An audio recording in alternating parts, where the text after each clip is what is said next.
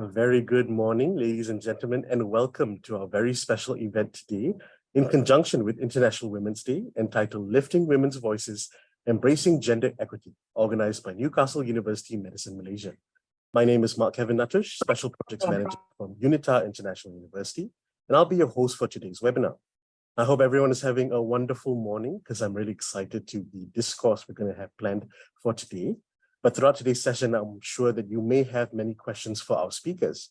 So please utilize the chat function on Zoom to state your questions there. I'll do my best to get to as many questions answered as we can, as long as the time permits.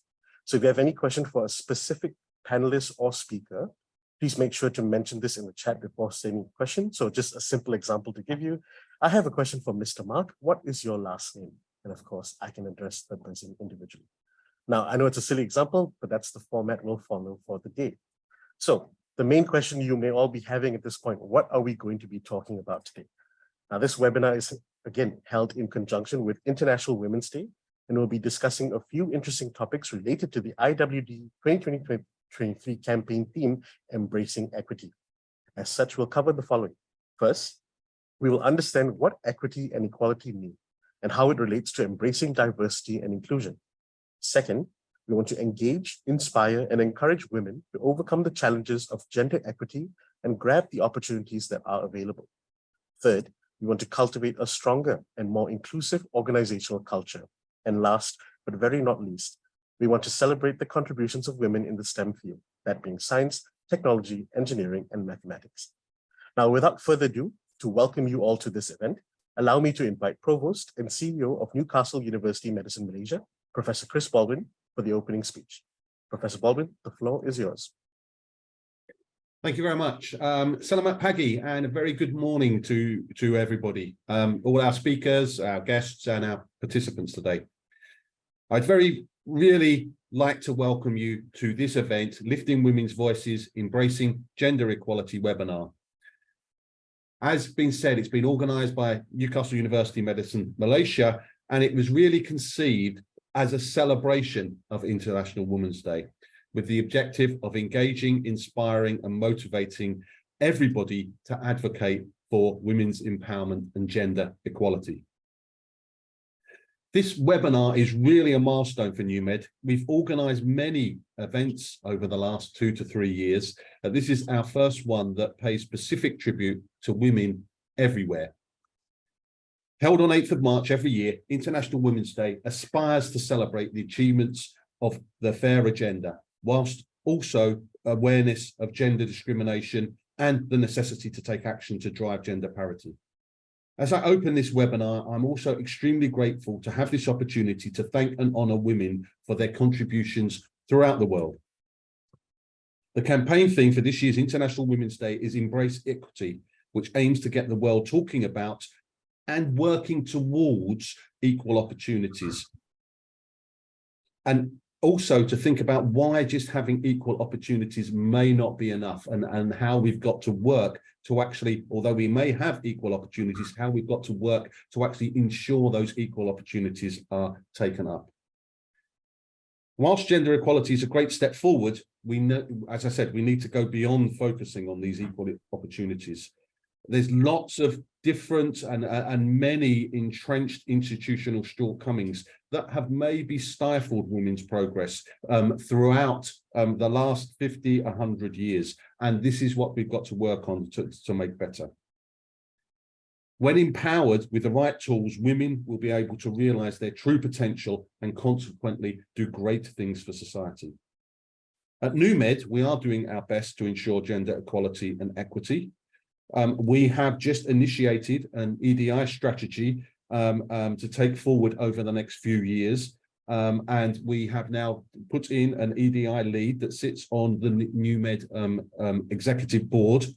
But it must not just be talking about these things. We will only be measured by our actions over the next few years. And just very quickly, one thing we have just put in very recently is we've actually put in a menopause policy where we support women going through the menopause with a range of different things where we can maybe change their environment or allow changes to their workplace practices as well. And I'm not sure that many institutions in Malaysia have this same sort of policy. So that's just one of the ways that we're going forward.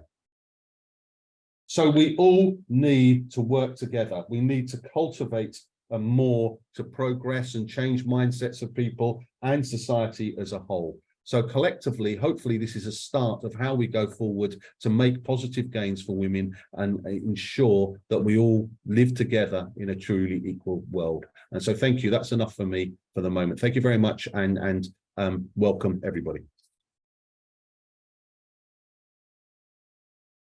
Thank you very much, Professor Baldwin, for the warm welcome. Really, truly inspiring words from an inspiring leader. I think it's great to see NewMed starting to take some initiatives and kicking these into place for this year. And now, to kickstart our event, I'm excited to introduce our first keynote speaker. Dr. Jasmine Begum is the Director of Legal, Government and Corporate Affairs of ASEAN and New Markets at Microsoft Malaysia. In her role, she oversees corporate affairs, government relations, and policy engagement for Microsoft businesses in Malaysia and the emerging markets. This wonderful lady is a successful figure in the world of science and technology, and the theme of her speech will be why we need gender equity now. She will be addressing what gender equity means, why it's important, and how each of us can support and embrace equity within our own spheres of influence. Now, without further ado, let me welcome Dr. Jasmine Begum. Good morning, Dr. Jasmine. The floor is yours. Thank you, Mark. Thank you to the organizing committee at NewMed for having me here today. Let me share my slide.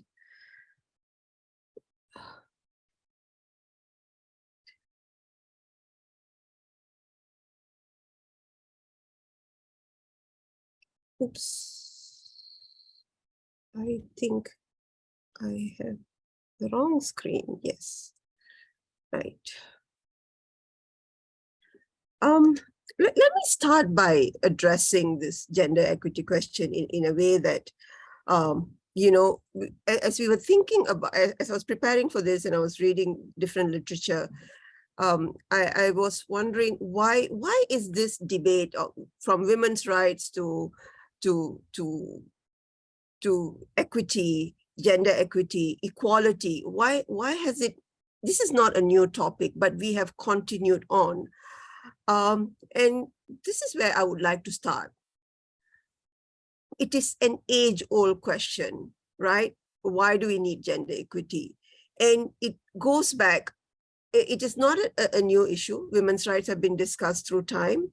And I asked ChatGPT, why do we need gender equity from a dinosaur's point of view? ChatGPT came back and said, so that the female dinosaurs can break the fossil ceiling. So it was interesting that an AI was of the impression that even the dinosaurs did not have equal rights in their time. So looking at why gender equity, I want to look at it from two perspectives. Where we are in reality, what does it mean to move from equality, equity, and then finally to justice?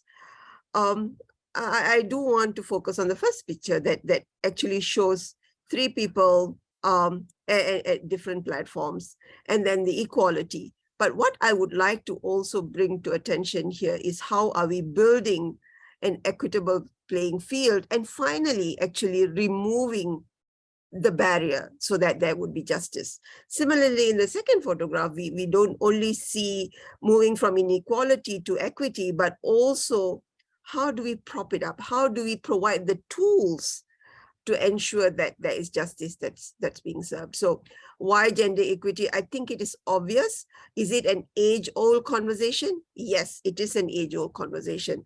And that is the premise of where we want to look at. Where do we want to go? This is not a new discussion, but what is it eventually we want to get to? And what is our role? Every one of us have a role to play. What does it mean from an economic point of view? Today, the value of equity is 28 trillion. Looking at gender equity, that's the value that we are looking at. Are we harnessing this 28 trillion? I don't think we are. This continues to be a challenge. And I think the conversation is timely. as we have seen different aspects that we would have made some progress and then setback, and there is this tangle of making progress and then setbacks. And this is why I think this conversation at this point is very critical. And I want to take up on Mark's proposal that let's make this a dialogue, so that it is for me also to hear from all of you. Why now? The COVID-19 certainly set us back. And Her Excellency Pumzile Lambu did talk about how COVID-19 has not been gender neutral. It has displaced women disproportionately. And it is not just about justice and right, but it is about fundamentally a prerequisite for economic prosperity and societal resilience. And I want to pause here to think. And this is not it's not a good to have. It's not a slogan. It is not something that we think it's something that we want to drive because it's a good thing to have.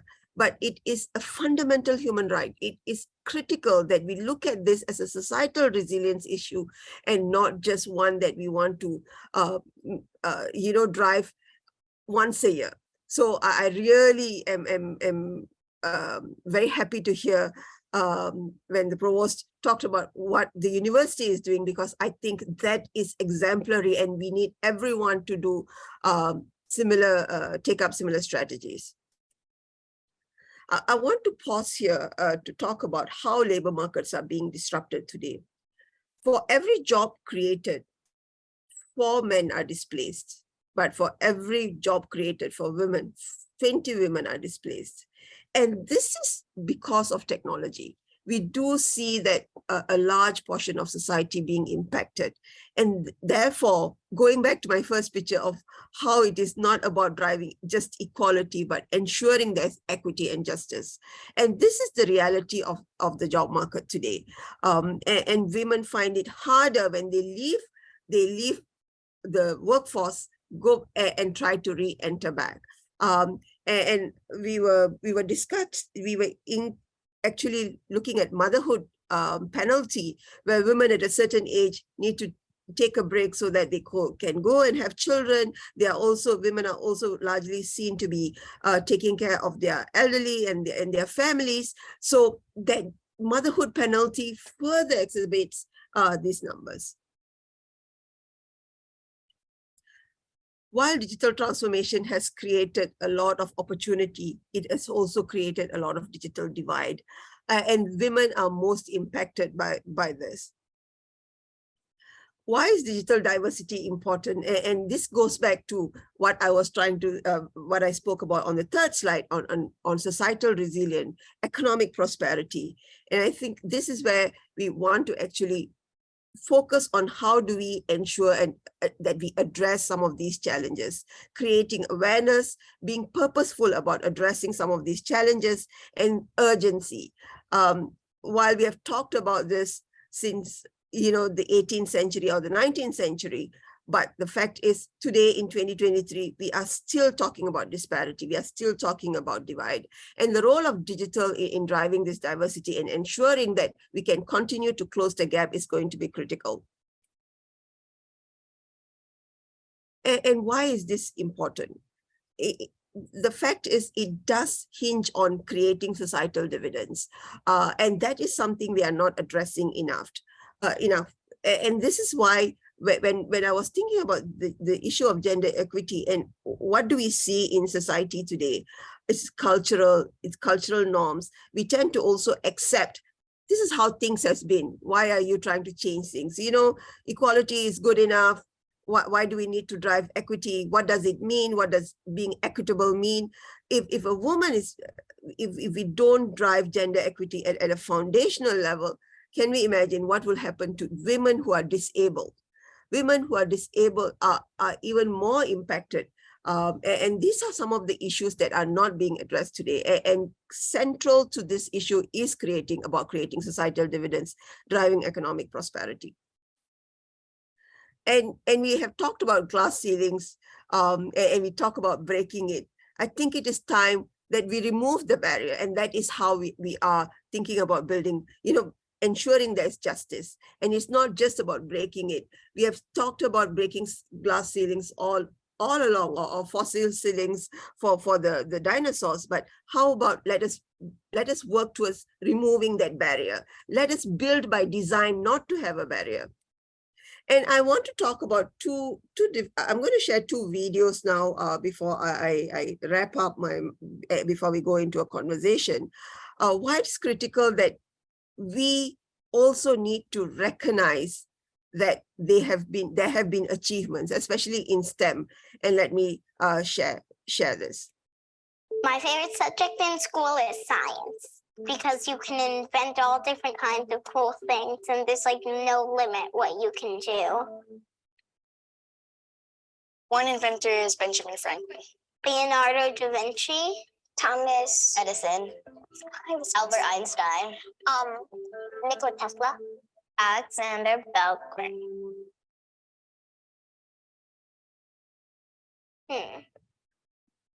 No. Kind of a tough one.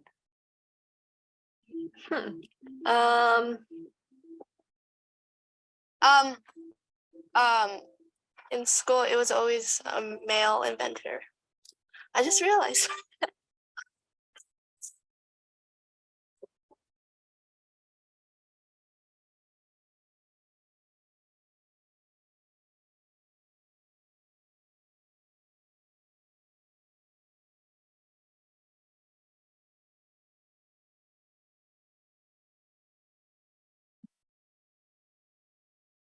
Oh my God, there's so much. I didn't even know they even know that stuff.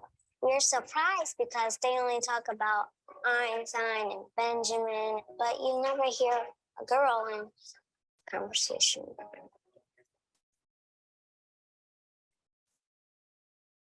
To know that there were women before me, it gives me like motivation that I can invent something and make maybe like a change in the world, and that would be really cool.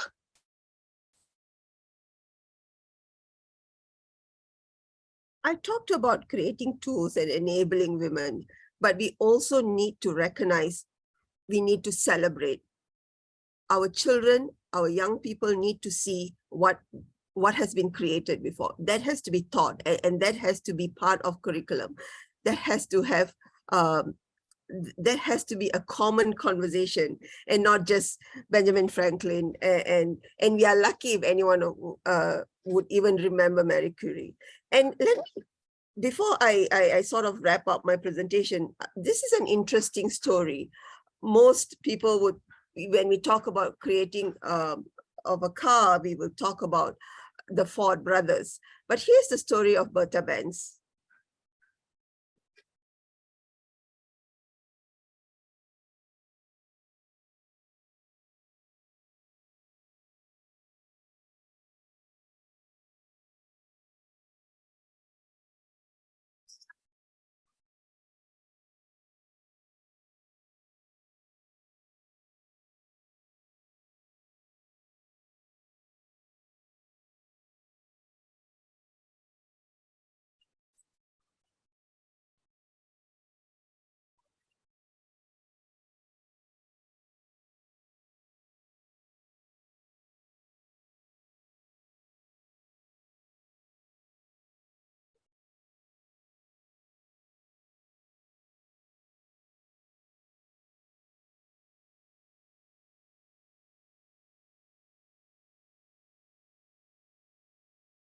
Dr. Jasmine, I think we don't have any sound on this specific video.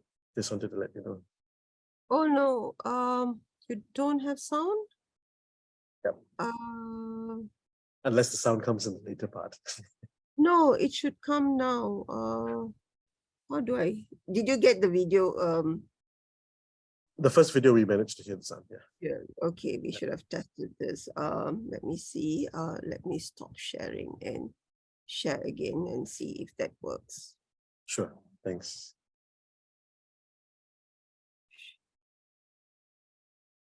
Can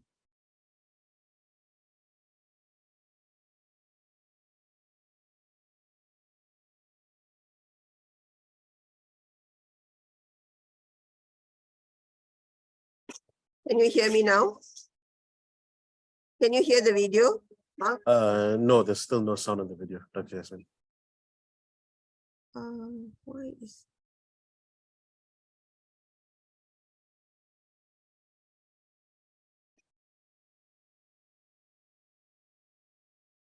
I am going to see.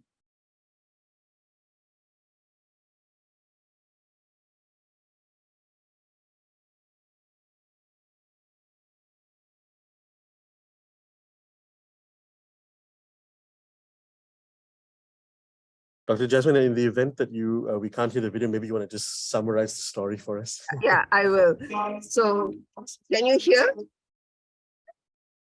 Okay, so just talk through the video. So this Sure. is the bands who takes the vehicle out, and she her gasket breaks, and she goes into this pharmacy, and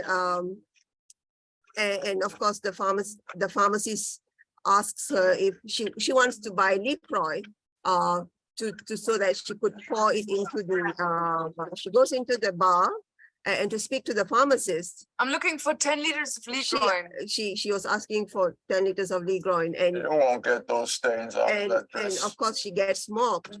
And finally you see her that she Do you have 10 liters of you'll see that she's pouring the Legroin into the gasket, and you know, she's using her hairpin to fix it, and she continues her journey on. And here you will see a bit of a narrative that she believes in more than a car. In fact, she did believe in herself. And this is the story of Bertha Benz that, you know, rarely gets told. She completed 12 hours. She took 12 hours to complete this 106,000 kilometers journey. It is fascinating, given that this issue of women equality and equity is not something that we continue to talk about through the ages. And this was how Bertha Benz started the journey. And this is a journey that changed the way we look at automobiles. And I want to end with this story of the wheelies. What we see today, luggage, that's a commonplace. 5,000, it took the time from wheels were created. It took 5,000 years to get the wheels onto a luggage bag. And this is because it was seen to be something only women used. The gender stereotyping was that when in the olden days, men carried luggage, and it was unforeseen that, you know, it would be seen to be unmanly for men to get wheelies. And therefore, when number of porters were reduced, and the first picture here shows women trying to pull through this portable porters, and eventually when it became these wheelies, everyone is able to use it today. It is not just limited to women. What was interesting that in 1952 we first saw bags with wheels, and it was said that wheelies were actually, luggage with wheels were actually invented in 1972. And Sadao, the inventor, although he had patented it earlier, did not come out with it because he felt that this was something that was only used for women. But what was created for women today serves the world. And that is something we want to think about. And I want to pause here to say that this is where we go into a bit of a conversation and dialogue. And with that, I want to end my thank for the opportunity and my speech. Thank you. Over to you, Mark. Thank you very much, Dr. Jasmine. I think before we wrap up your session, I think there's a few questions that we have from the chat group, and obviously I have a few questions of myself. So we'll start off with the Q&A first. So we have a first question from Michelle. So Dr. Jasmine, how do we as employees convince organizations to start looking into gender equity?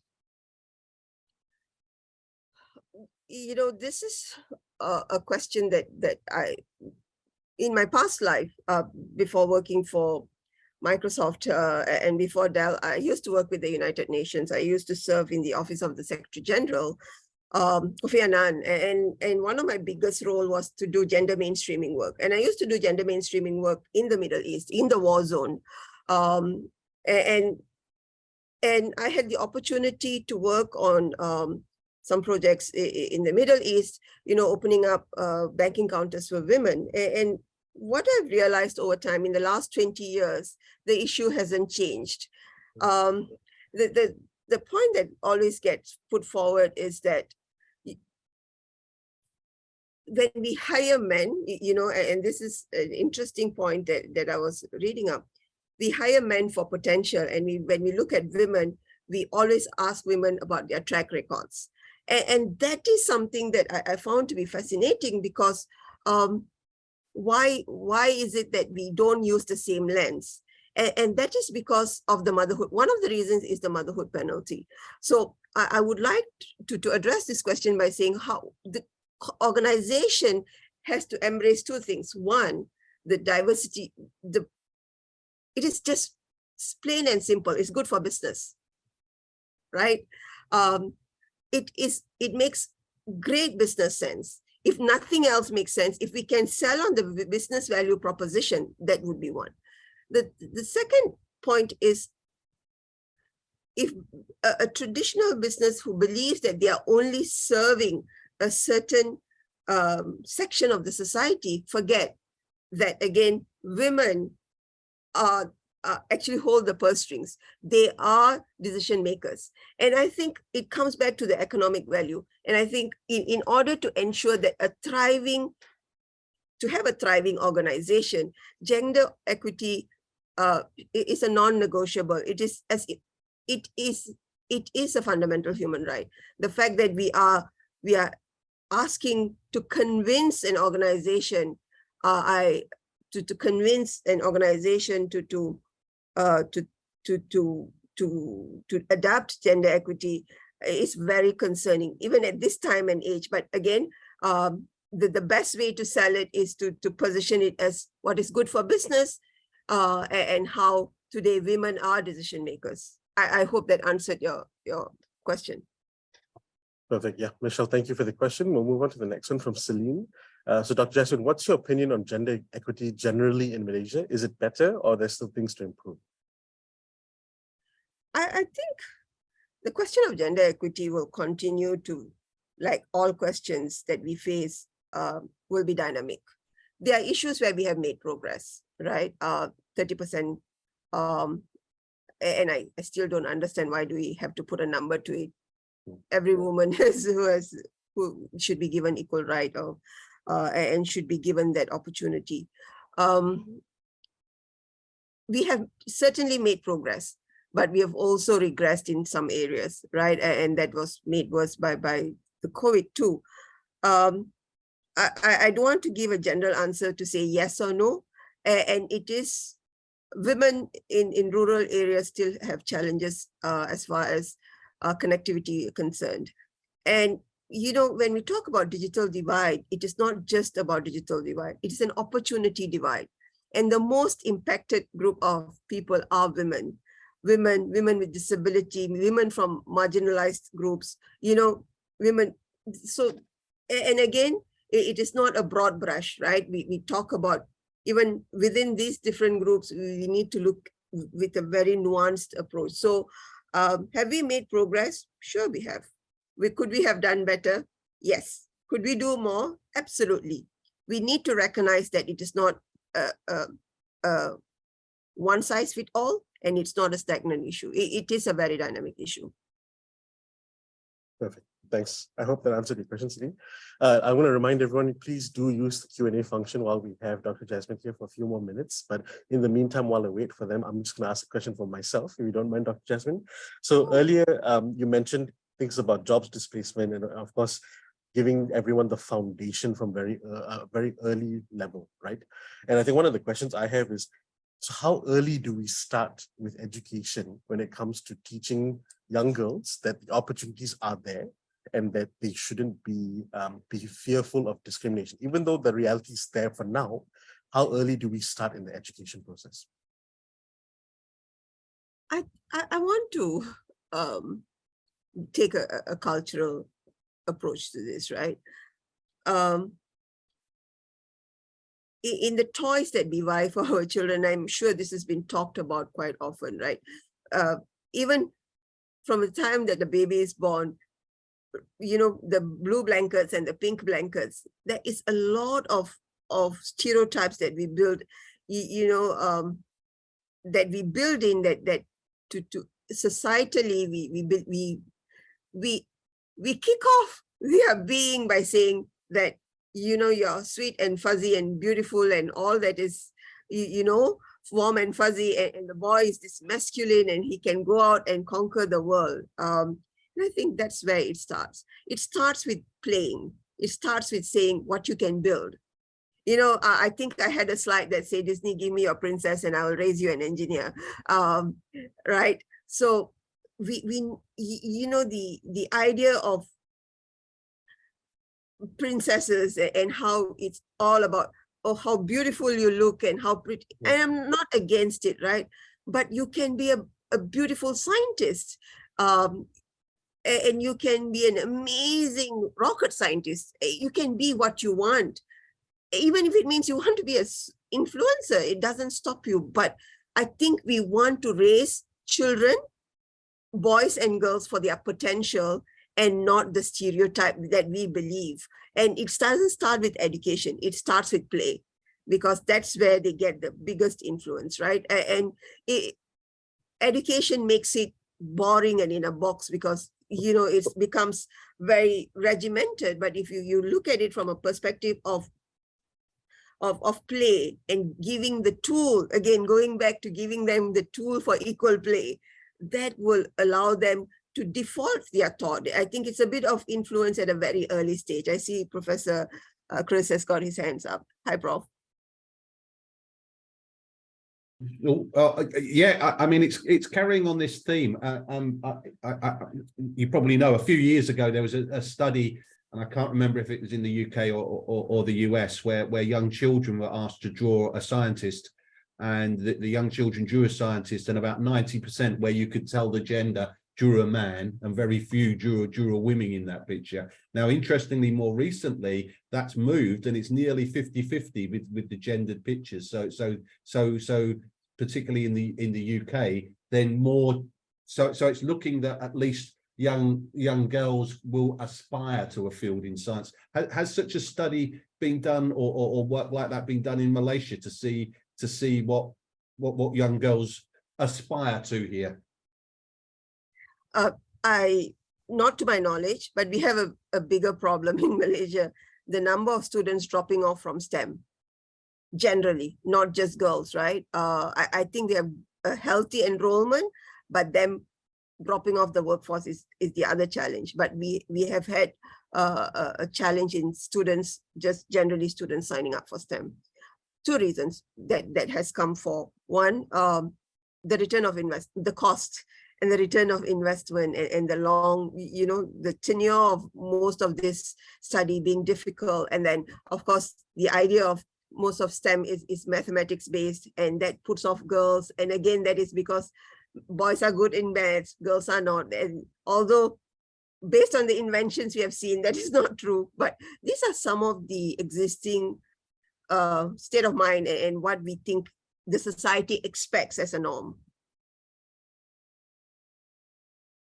So I guess is what is your suggestion? Do we go more as a university ourselves? Do we go more into younger children in younger schools to try to encourage children? Do we try to get more of our female role models into schools? I mean, what is your suggestion to do with this? Absolutely. Role modeling is the best, right? I think I know which study you're referring to, where a group of professionals walked into a room and when the students were asked to guess what were they, and they were all female, but you know, the children assumed they were men in writing their names. So I do think role modeling is going to be critical, and role modeling early in life, and not only role modeling, but saying, how do you get there? What are your fundamentals? And an environment that enables it. We are living in a hyper-connected world, and children are digital natives. They are exposed to more information.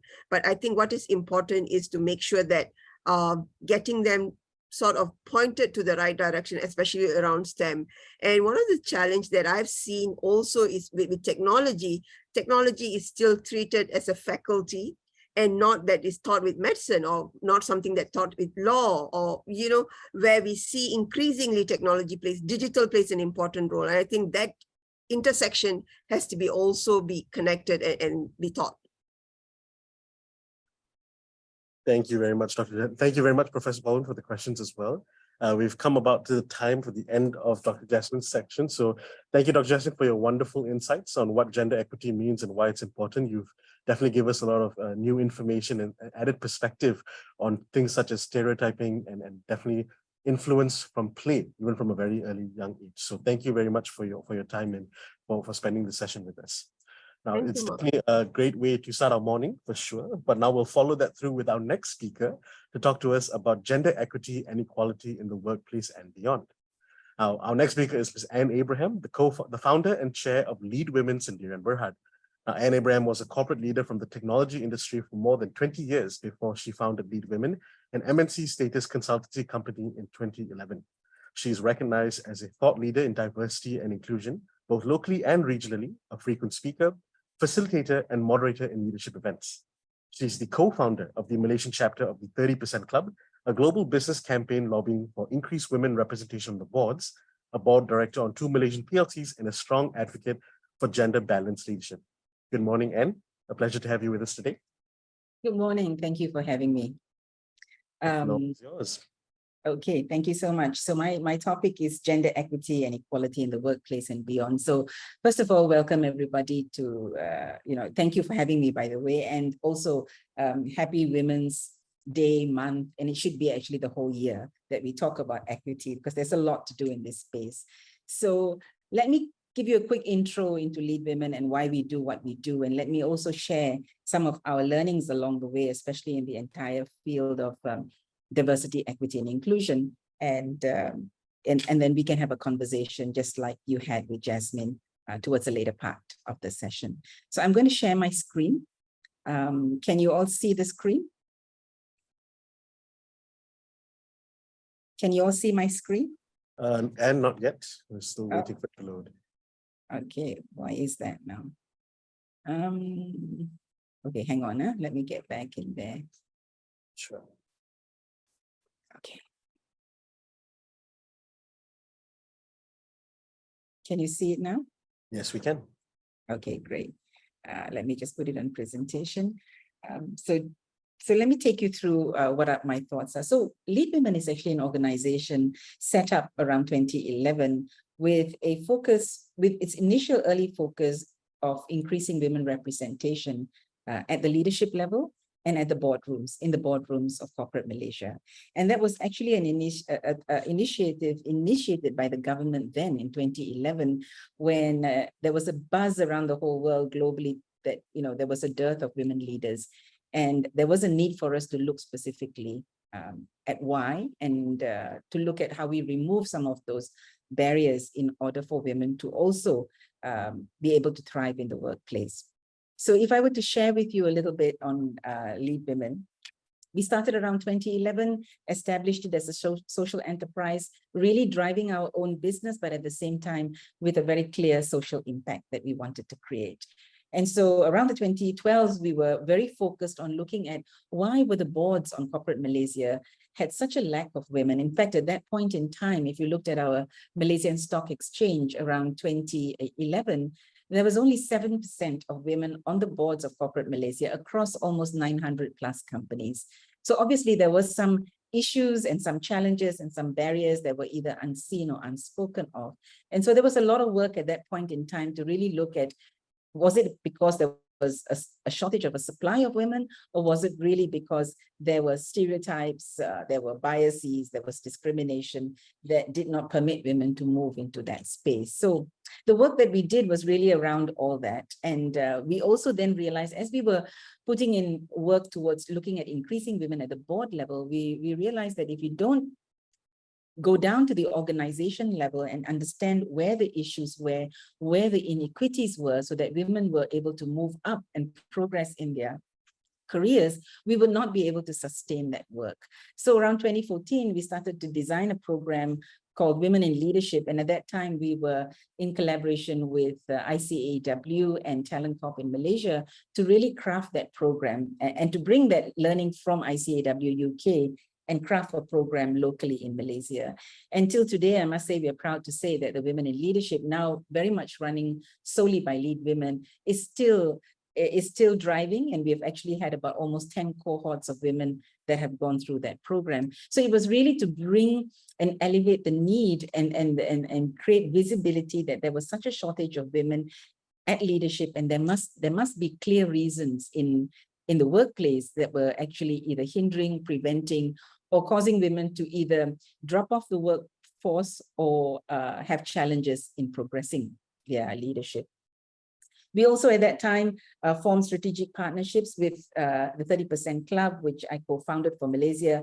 And this particular club is not really a club, but it's a campaign, an activist campaign driving for better representation of women at leadership, and especially at the board level. We also progressed then to look internationally and form partnerships with Kenya to form a global women on board program, because we felt that women needed that exposure cross-border.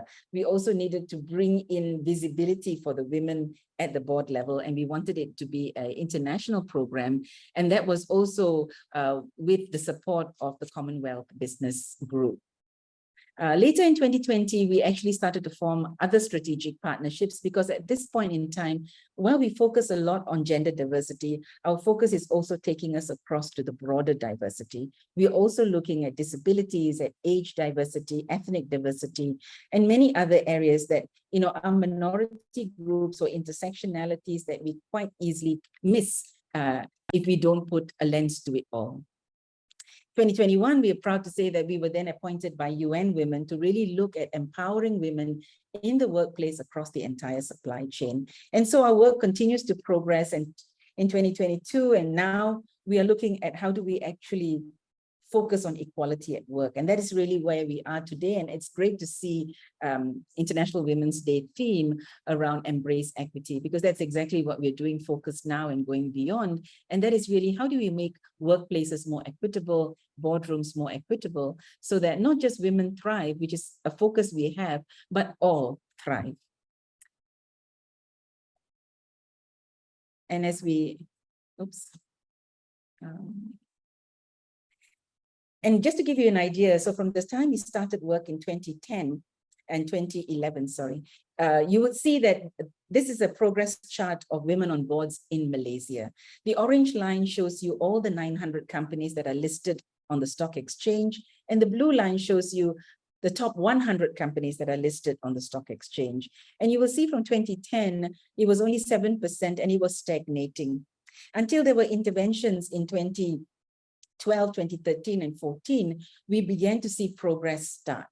And we then started to track the top 100 companies separately in 2014. And you will see today, if we give you the very latest stats as we have it today in 2023, for the top 100 companies, we're already at almost 29.4. And for the 900 companies listed on the stock exchange, we are already just crossing the 20%. So in a way, this indicates that we need to keep the conversations strategic. We need to keep the conversations at the right circles that matter, so that change can happen. So one of the reasons we focus on driving women at leadership and women on boards is we believe when women have the authority and the power to be able to bring change, then things will start and become more sustainable in the organizations. And so our work continues at that level, but now we realize that we also have to look at ensuring if this is to be sustainable, then it has to be driven at the workplace level, at the boardroom level, at the policy level, from stakeholders like the government, like the investors, like the regulators, and like the corporations that are out there. So our work really centers on 3 key strategic focus areas. So we continue to drive the whole women in leadership space. We put programs together. We look at ways to have role models, connect to younger women. We look at ways in which we can drive the visibility for these women, because a lot of the time it's also a visibility issue for women. We do the work, but we are not visible in the right circles. So we focus on women in leadership in many ways. We also now are working on the workplace diversity, equity, and inclusion. We also look at how do we ensure more women get into the board environment. So we're also involved in some ways in the facilitation of placement of women in the board space. And all our work centers around diversity, equity, and inclusion. So we look at how diverse these places are, and if they're not, how do we then ensure there's equity to drive that diversity? But the most important focus should be on inclusion, because if you don't include the diversity, you will find that it will slowly see a leakage and you will not be able to retain and progress. And that's the value. When you actually can retain and progress the diversity, organizations see value. So let me quickly just give you a quick view of how you can look at diversity, equity, and inclusion. So diversity can be seen as you have a party and you invite everybody to the party.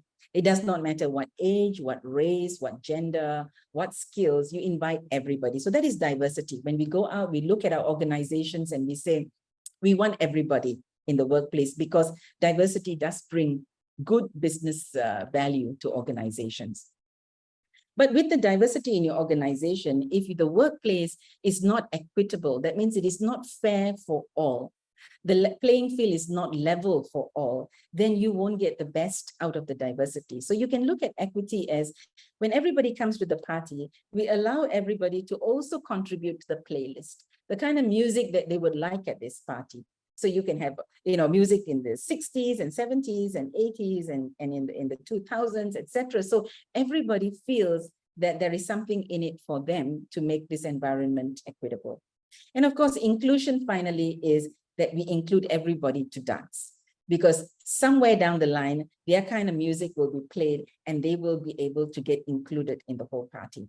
So really, that's how we see, we thought that this analogy was a great analogy because it resonates with everybody. And so if you look at that, that's what we are trying to do. We're trying to ensure that there is a diverse workforce. We're trying to ensure that if there is equity in place, then everybody has an equal opportunity to succeed. And finally, everybody gets included so that they can thrive.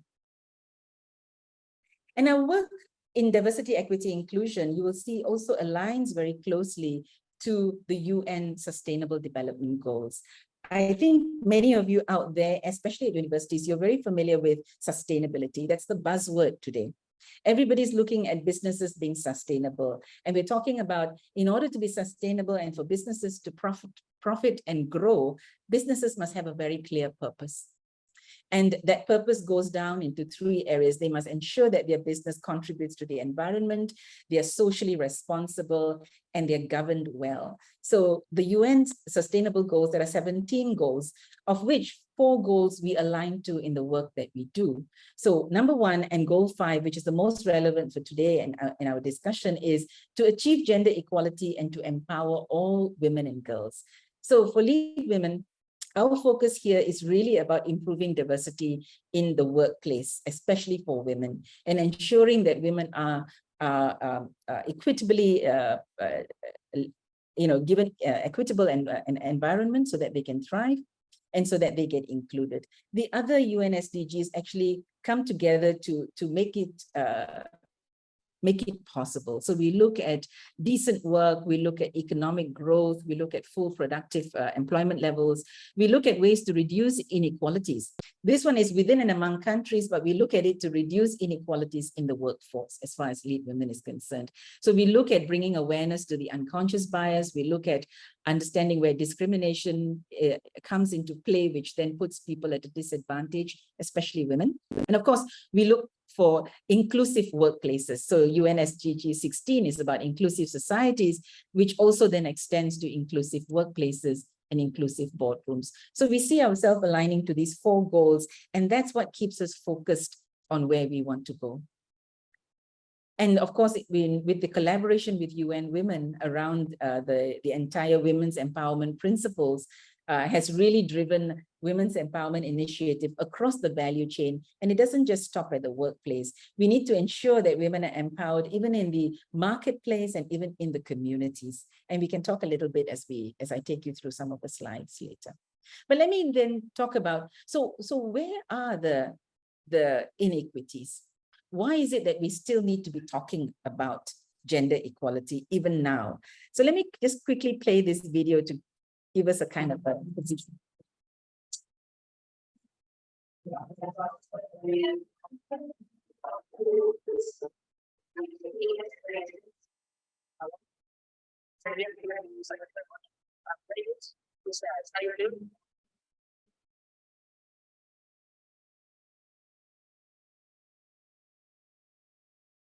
You can check it. Jasmine, thank you very much.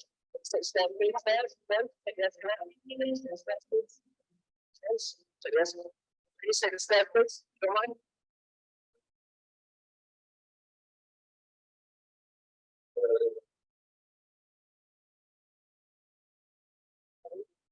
Escalate. I think it's take steps, please. Thank you very much. Thank you.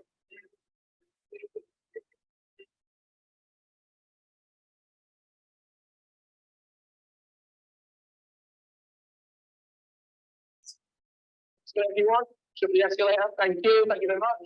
Thank you. Please take the steps, please. Thank you very much. Thank you.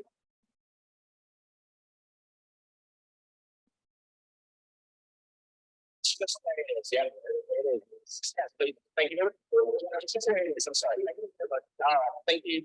Gentlemen, you take the escalator, please. Thank you very much. Thank you. In 2018, the path to leadership is still too slow. We need more women leaders in London to make our city even more successful.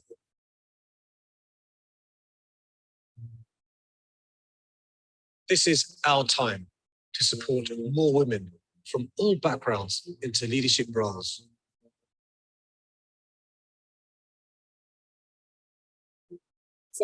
So a little bit, 2018, and very specifically, it was a video done from the UK, but, very much applies across the board to all of us, across the whole globe, really.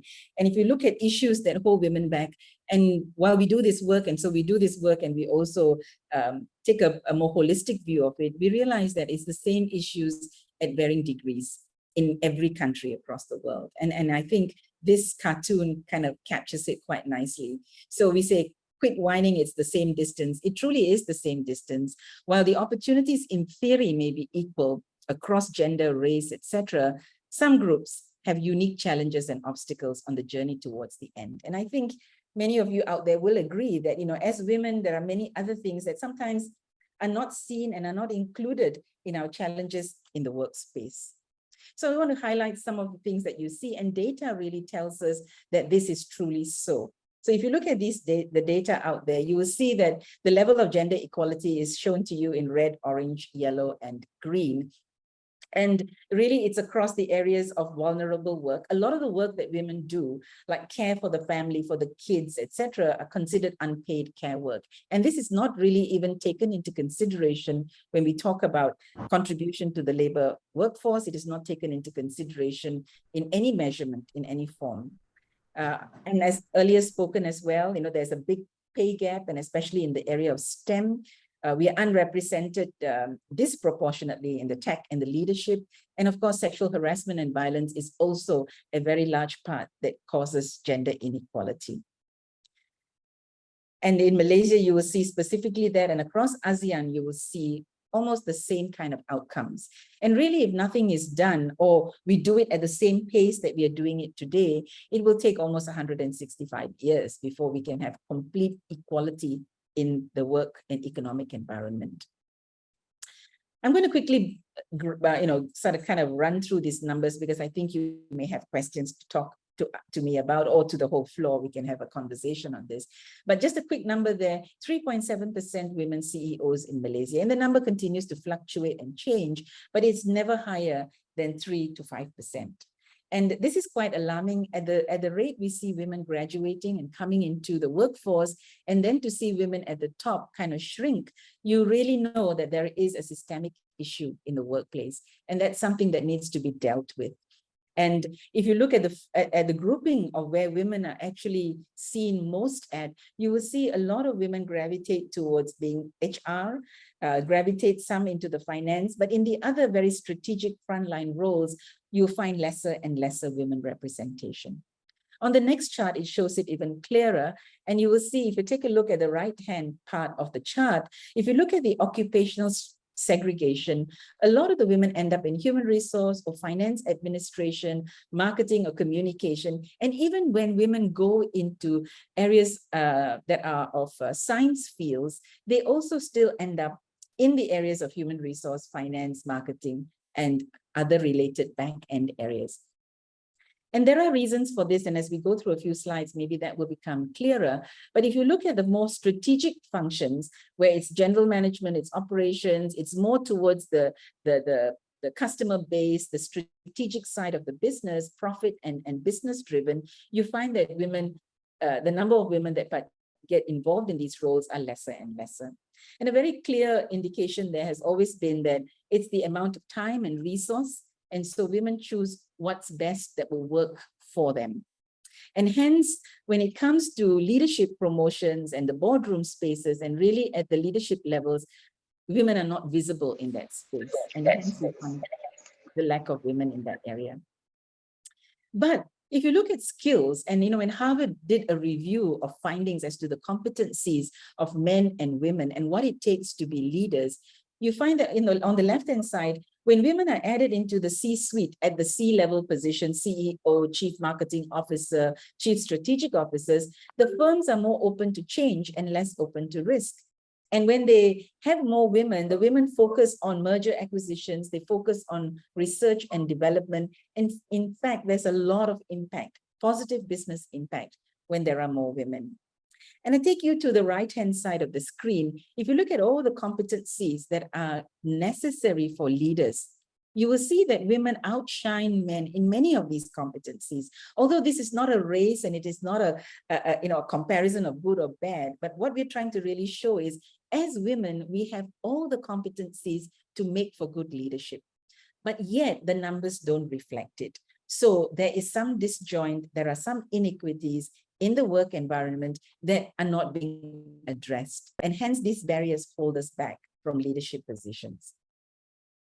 I talked about this and I won't take this. So let me come to the barriers. So when you look at the barriers, there are 4 things that are commonly discussed. So there is the glass ceiling, which I think even Dr. Jasmine talked about, and quite well known. It is the unacknowledged barrier to advancement in a profession. So women find that after a certain level, it's very hard to go further and advance higher. And there seems to be this glass ceiling that is hard to break. Then on the right-hand side of the screen, you see the term leaky pipeline. And that is a point in time in every woman's career, or most women's career, where they either drop off for children because they go to start families, or they have to take a slightly backseat in their career because they have family commitments. Either kids are going off to school, universities, they've got aged parents, and they don't have enough support. So they kind of take a backseat, they drop off, and then they try and come back. The other part of the barrier, or the other area of barrier, is what we call the sticky floor. And the sticky floor is what we just talked about. You see segregation of work, and women gravitate more towards the back-end operational roles, the roles where there is not much mobility, or the roles where pay is usually lesser than the roles that are in the frontline roles. And then lastly, you have the glass walls. Again, a segregation of women from high paying, or also sometimes the glass walls are also places where you then realize, I can't really push beyond this space, because you really need the networks, you need the mentors, and you need the sponsors. So there are these 4 critical spaces or barriers, very broadly speaking. But if you were to take it to the next level, and I bring it specifically down to the workplace, these are the discrimination or areas of discrimination that women face throughout their career. So it starts with recruitment and hiring. A lot of the time when the recruitment and job descriptions go out, it usually has a lot of male-oriented language in the description. They talk about high mobility required. It talks about a need for them to be very much, in many ways, it says that it's a very high demanding kind of job in terms of time and leadership. There are biases against women in the reproductive age of recruitment. So if a woman goes in for a job and she's either pregnant or she is about to be starting a family around that age, there is some amount of unconscious bias, discrimination, or sometimes even conscious discrimination. There are also biases about capabilities and skills. Women are good at this and men are good at that. So when I'm hiring for a particular job, if it is very much a strategic role, the mindset says men fit that role better. If I'm hiring for an HR role, the implicit bias says women would be better at this. So there are already these biases that start at the process level. And hence you find women, when they get recruited into certain types of role, and men get into certain types of roles, which then gives them a handicap in the way they start their job experience. Promotions and transfers. The motherhood penalty, the caregiver penalty kicks in every time for women when they're actually at their mid-career, making their way to a more senior level. And the harassment and sexual harassment in work environments are also a hindrance to women's career. A lot of the time, some women may not opt for certain job roles because they already fear that there could be certain levels of harassment or bullying in the workplace. So many of these things, some are not spoken of, some are unconscious, and some are conscious, and hence creating the inequity in the work environment for women.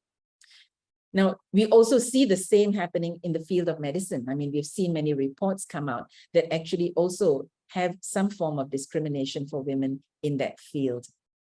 When it comes to training and career development, we also see if the woman or the role is more a back-end role, there is less access to training opportunities. If you're a front-end role where you're driving organization, revenue, profitability, etc., there is more access to training that takes the individual even higher in leadership. And women are normally seen as not very career-driven. So many organizations don't invest high-cost training towards women or specific roles that happen to be filled by more women. The other area where discrimination comes in is gender pay gap. A lot of the time you ask organizations about their pay gap and you see very clearly they say there is no discrimination. But when you start to assess the roles and you start to assess where women mostly fit in, and then you do an assessment by band, you will begin to see clearly that there are differences in pay. You can take nurses, for example, in your field versus male nurses in that field. You can take a look at the bands at which women grow in terms of leadership. You will see the progression is a lot slower. It's like the stairs and the escalator, because in between, there are many obstacles that hold us back. And then we talked about the sticky floor, and the sticky floor, of course, is another area. But at the end of the day, when it comes to separation, when they really need to cut workforce, again, we saw that in COVID-19, women would probably be one of the first to be affected because their roles are easily replaced. So these are things that we don't see very obvious, but when you start to analyze, you begin to see that these are the areas where women get held back. And unless organizations look at this and are very honest about it and very transparent, and start to put work in actually driving for more equity in terms of policy, in terms of being able to give the right visibility, the right promotions, to look at their processes. How do they actually recruit? How do they promote? How do they transfer?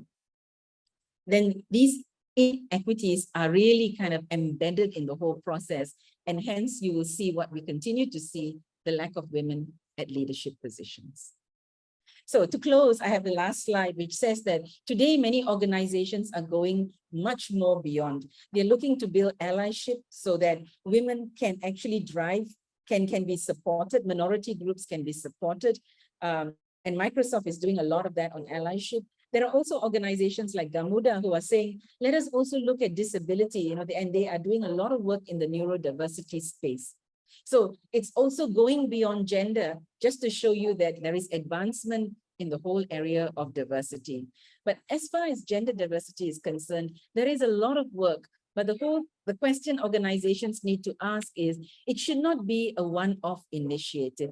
It should be an initiative that brings change and brings change to value women in the workforce. So with that, let me stop sharing and let us have some questions that you may have for me at this point.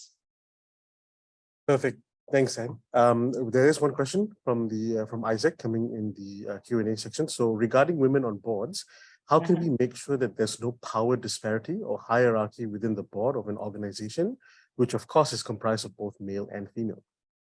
Yeah, so the board is an interesting space because the board space has always been very male dominated, you know, and the entry of women in the recent years in some ways has been a discomfort. And it's not surprising because diversity does bring discomfort. So the whole discussion around, you know, gender diversity at the board has been an ongoing conversation for a long time. And there have been the code of governance that has come out and many other the regulatory requirements today to have at least one woman on a board by June 2023 are all policies to actually shape and change that balance.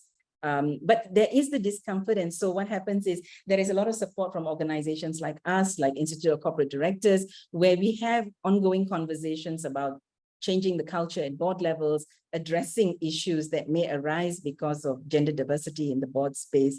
It is an ongoing conversation, and we provide coaching with women. We have sharing series with women.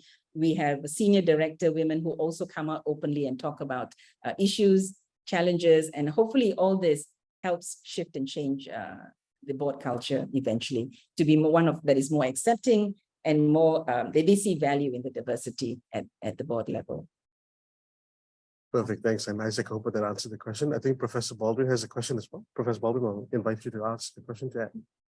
Yes, Professor. Thank you. Just a very quick one. I mean, how much, in your opinion, of the equity agenda and diversity agenda should be driven or can be driven by government or government policy, and how much should be driven by industry, society itself as the right thing to do? What is that? Is there a separation there, or how can we work together? Okay, so definitely I think it takes both to make it work, right? So some amount of policies have to come in from the government. And recently we saw the changes to the Employment Act.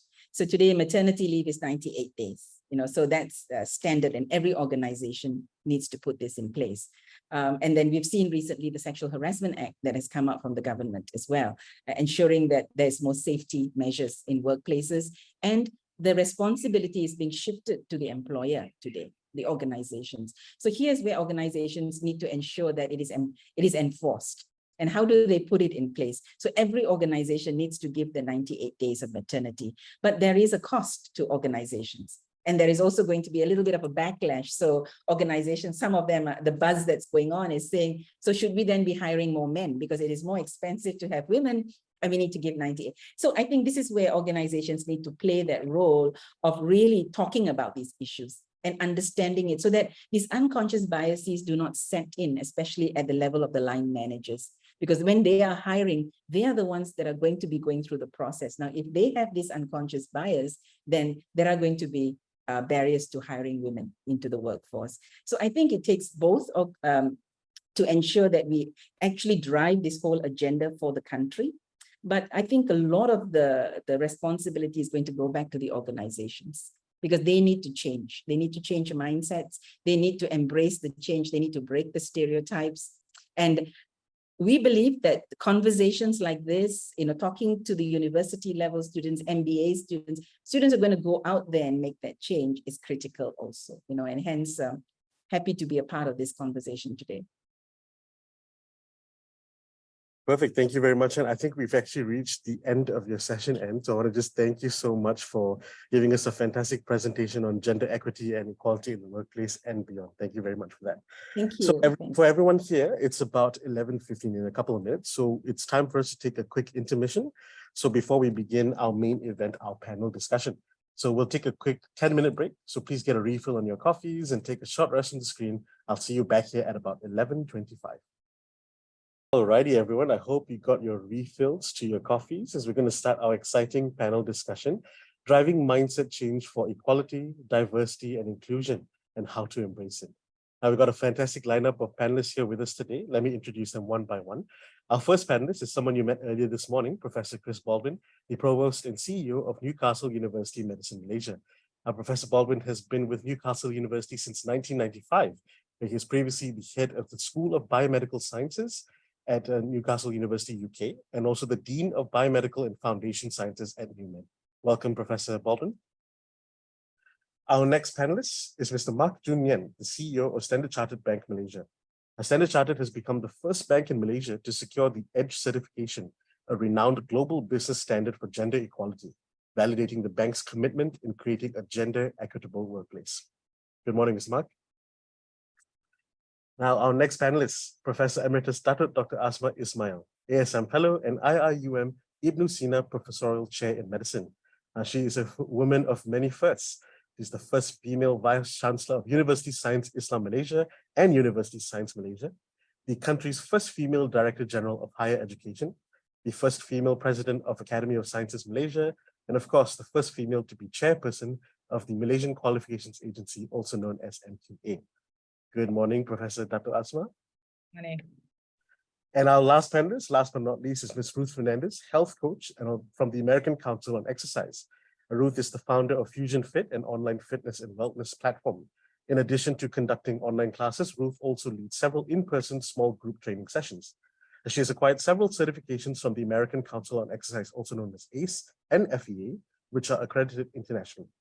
As a fitness and health coach, her role entails engaging with clients and designing effective goal-specific training programs, both in personal and small group settings for all members of the Fusion Fit community. Good morning, Ruth. All right, so for everyone here, we're going to kick this off in a very light and simple way, and I'm going to ask you all.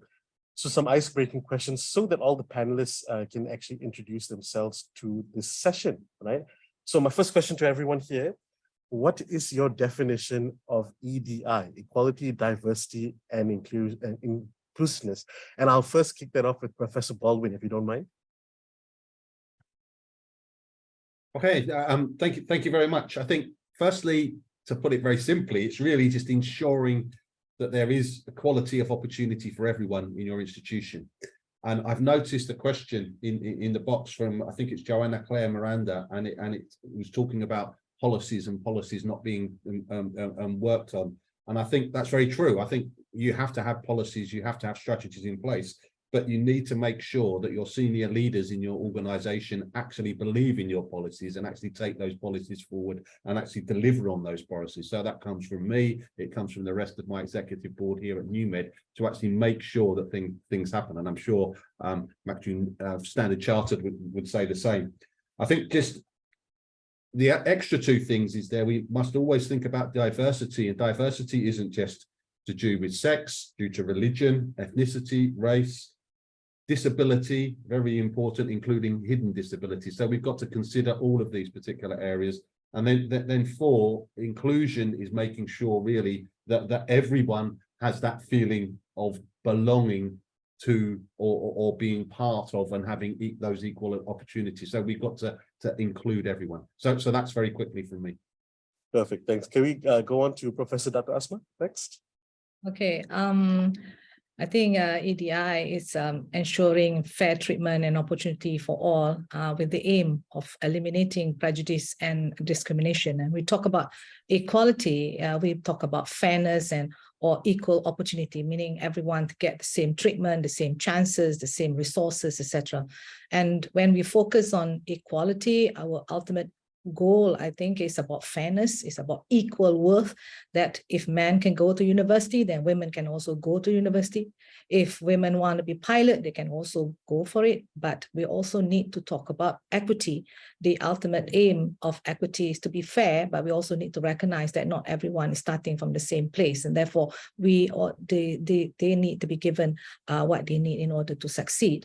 And when we talk about diversity, is of course recognizing, respecting, and celebrating each other's differences. And a diverse environment is a wide range of background and mindset that allows for empowered culture of creativity and innovation. And usually when you talk about diversity, you portray them by showing numbers, like, for example, how many Malays, how many Chinese, how many Indians are in NUMED, and how many men, how many women, how many local, how many international, how many OKU. So we're talking about some numbers in the numbers game. But this is our problem. When we talk about these numbers, we usually lack sex disaggregated data to be able to show this.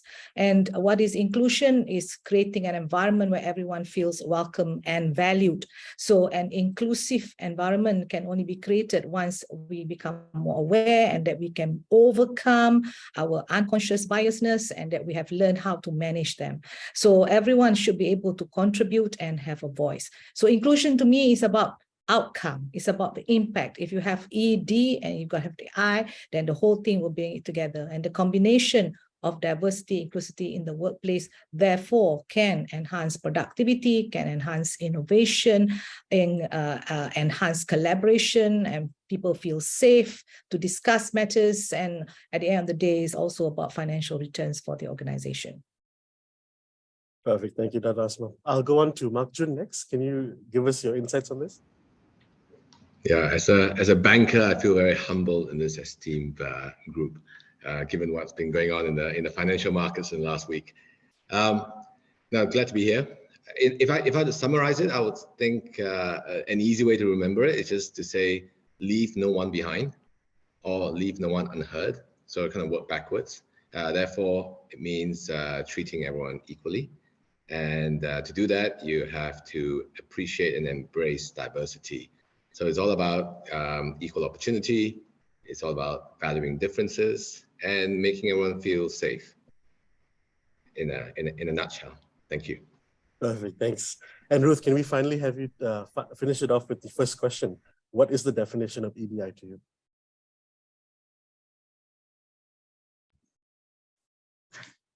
Yeah, I think in a nutshell, it's really opportunity for all, fair play for all. Whether you're in an organization, at the workplace, in my line, in the fitness industry, you know, it's not about just strong men and soft women. You know, it's opportunity for all. You know, whether you're a woman, whether you're a man, depending on, you know, age, the language you speak, your gender, whatever it may be, it's basically equal, fair play for everyone. I just think, you know, regardless of your beliefs, whether your cultural, our cultural differences, you know, we need to respect each and everyone.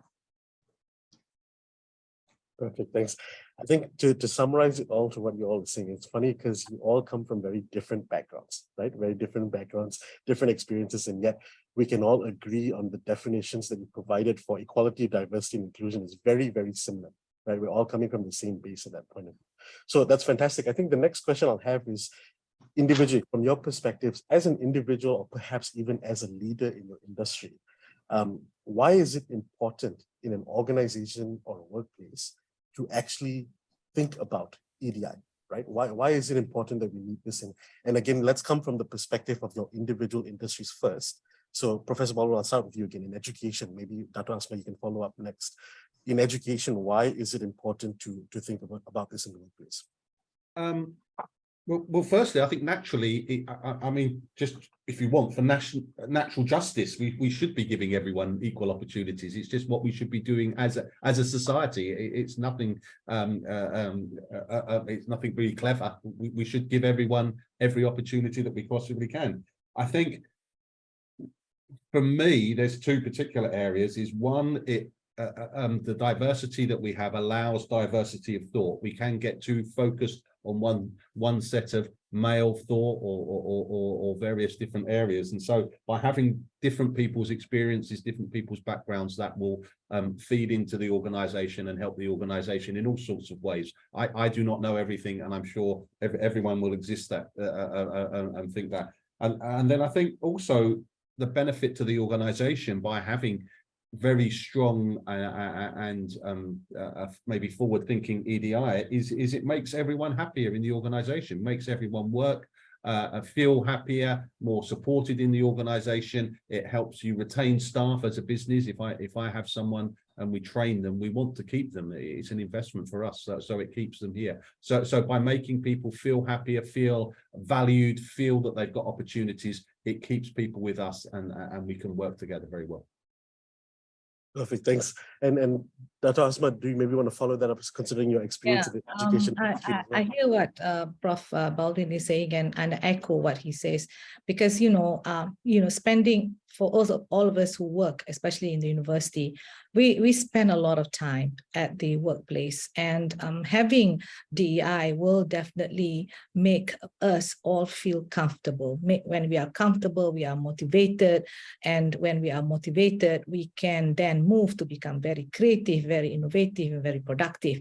And when that happens, it will have the love and the passion and dedication that you want from the staff to want to be able to contribute, and actually each staff will now also want to have a voice to improve productivity of the organization. In short, when you have this kind of atmosphere, this kind of environment, you will see a rise in the happiness index of the organization. And this is something I don't quite see, like a lot of organizations, they don't have part of their KPI, happiness index, as part and parcel of that. Because if you have that as a KPI, there's a lot of feedback that you will need to get to find out what exactly is happening, where is there a gap in the DEI, do you see in different departments. So this is the kind of thing that we want to be able to see. But with the rise in happiness index, where people feel respected, people feel they are valued, it will definitely ensure high employee retention.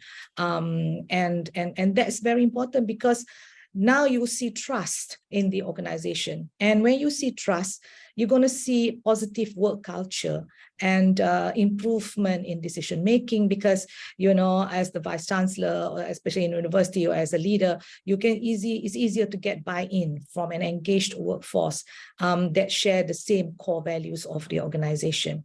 Plus, at the end of the day, it lends credibility to the organization, and the organization to the public is probably seen as forward-looking and a socially responsible organization, like what Chartered Bank is all about. So, and even Newcastle. So we will definitely see when that happens and people know about it, there's credibility for the organization, it will attract the best talent to come to the organization, because that particular organization will be able to support the work-life balance that one craves for, especially post-COVID-19. So that's all for me for now. Perfect, thanks. And Ruth, maybe I'll go to you next. So I think from a health and fitness point of view, your view may be quite interesting, considering the different types of clients you deal with on a day-to-day basis. So, why would this be important for them? So over the years, fitness has evolved as well. And in the past, it used to be, I had to have a good body to go to the gym. If I was slightly obese, or, it would be very intimidating. And I've been in the industry now for coming to about maybe 14 to 15 years. And I've seen all types of people. And a lot of times, people are not given that equal opportunity to feel welcome into that whole fitness and health arena. We believe, at least my team and I, we believe fitness is for everybody. Everybody at any age, at any stage in your life, at any fitness level, whatever your fitness level is, you should be given that opportunity to find your individual health esteem. And that's basically what I believe. That's great. That's great. Marjun, I think from a banker's point of view, certain people look at bankers in a certain way, but maybe give us your point of view on why this is important in the workplace. Yeah, I agree with all the panelists. Professor Asma talks about the happiness index, and Prof. Chris talks about that diversity is important in general. So those brought so I think from a banking perspective, we have to embrace diversity to understand our customers. Our customers we serve are themselves diverse.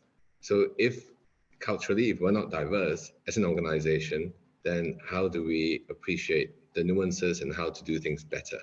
You know, banking is very much a people business. Our colleagues, our stakeholders, our clients, it's all human driven. Now, the reason I say that as well is because technology has over the years commoditized banking. And you know, if you think about kind of the 3 layers, and I keep talking to my team to kind of bucket the realities of banking to kind of 3 layers. You have the physical side of banking, and that I think of that as you know, ATM machines, and now that's also become internet banking, mobile banking, using cloud technology, blockchain, and you know, that's all been automated right now, as it was compared to many years ago, where people were going around with before fiat money was created, people were actually going around with physical gold bars and stuff like that, or even money that's linked to gold reserves. Then you have the cognitive angle, where you talk about intelligence, you talk about analytics, and that again has been taken over by technology. Just look at ChatGPT, for example. You know, I can use ChatGPT to write my speeches without requiring, you know, a speechwriter. So what's left? It's emotional side of things. It's the last bucket, the human side of things that then play out and become very, very important. So that means you need to really embrace people, diversity, and equality, and all that comes into play, because that's all that's left really once everything gets commoditized.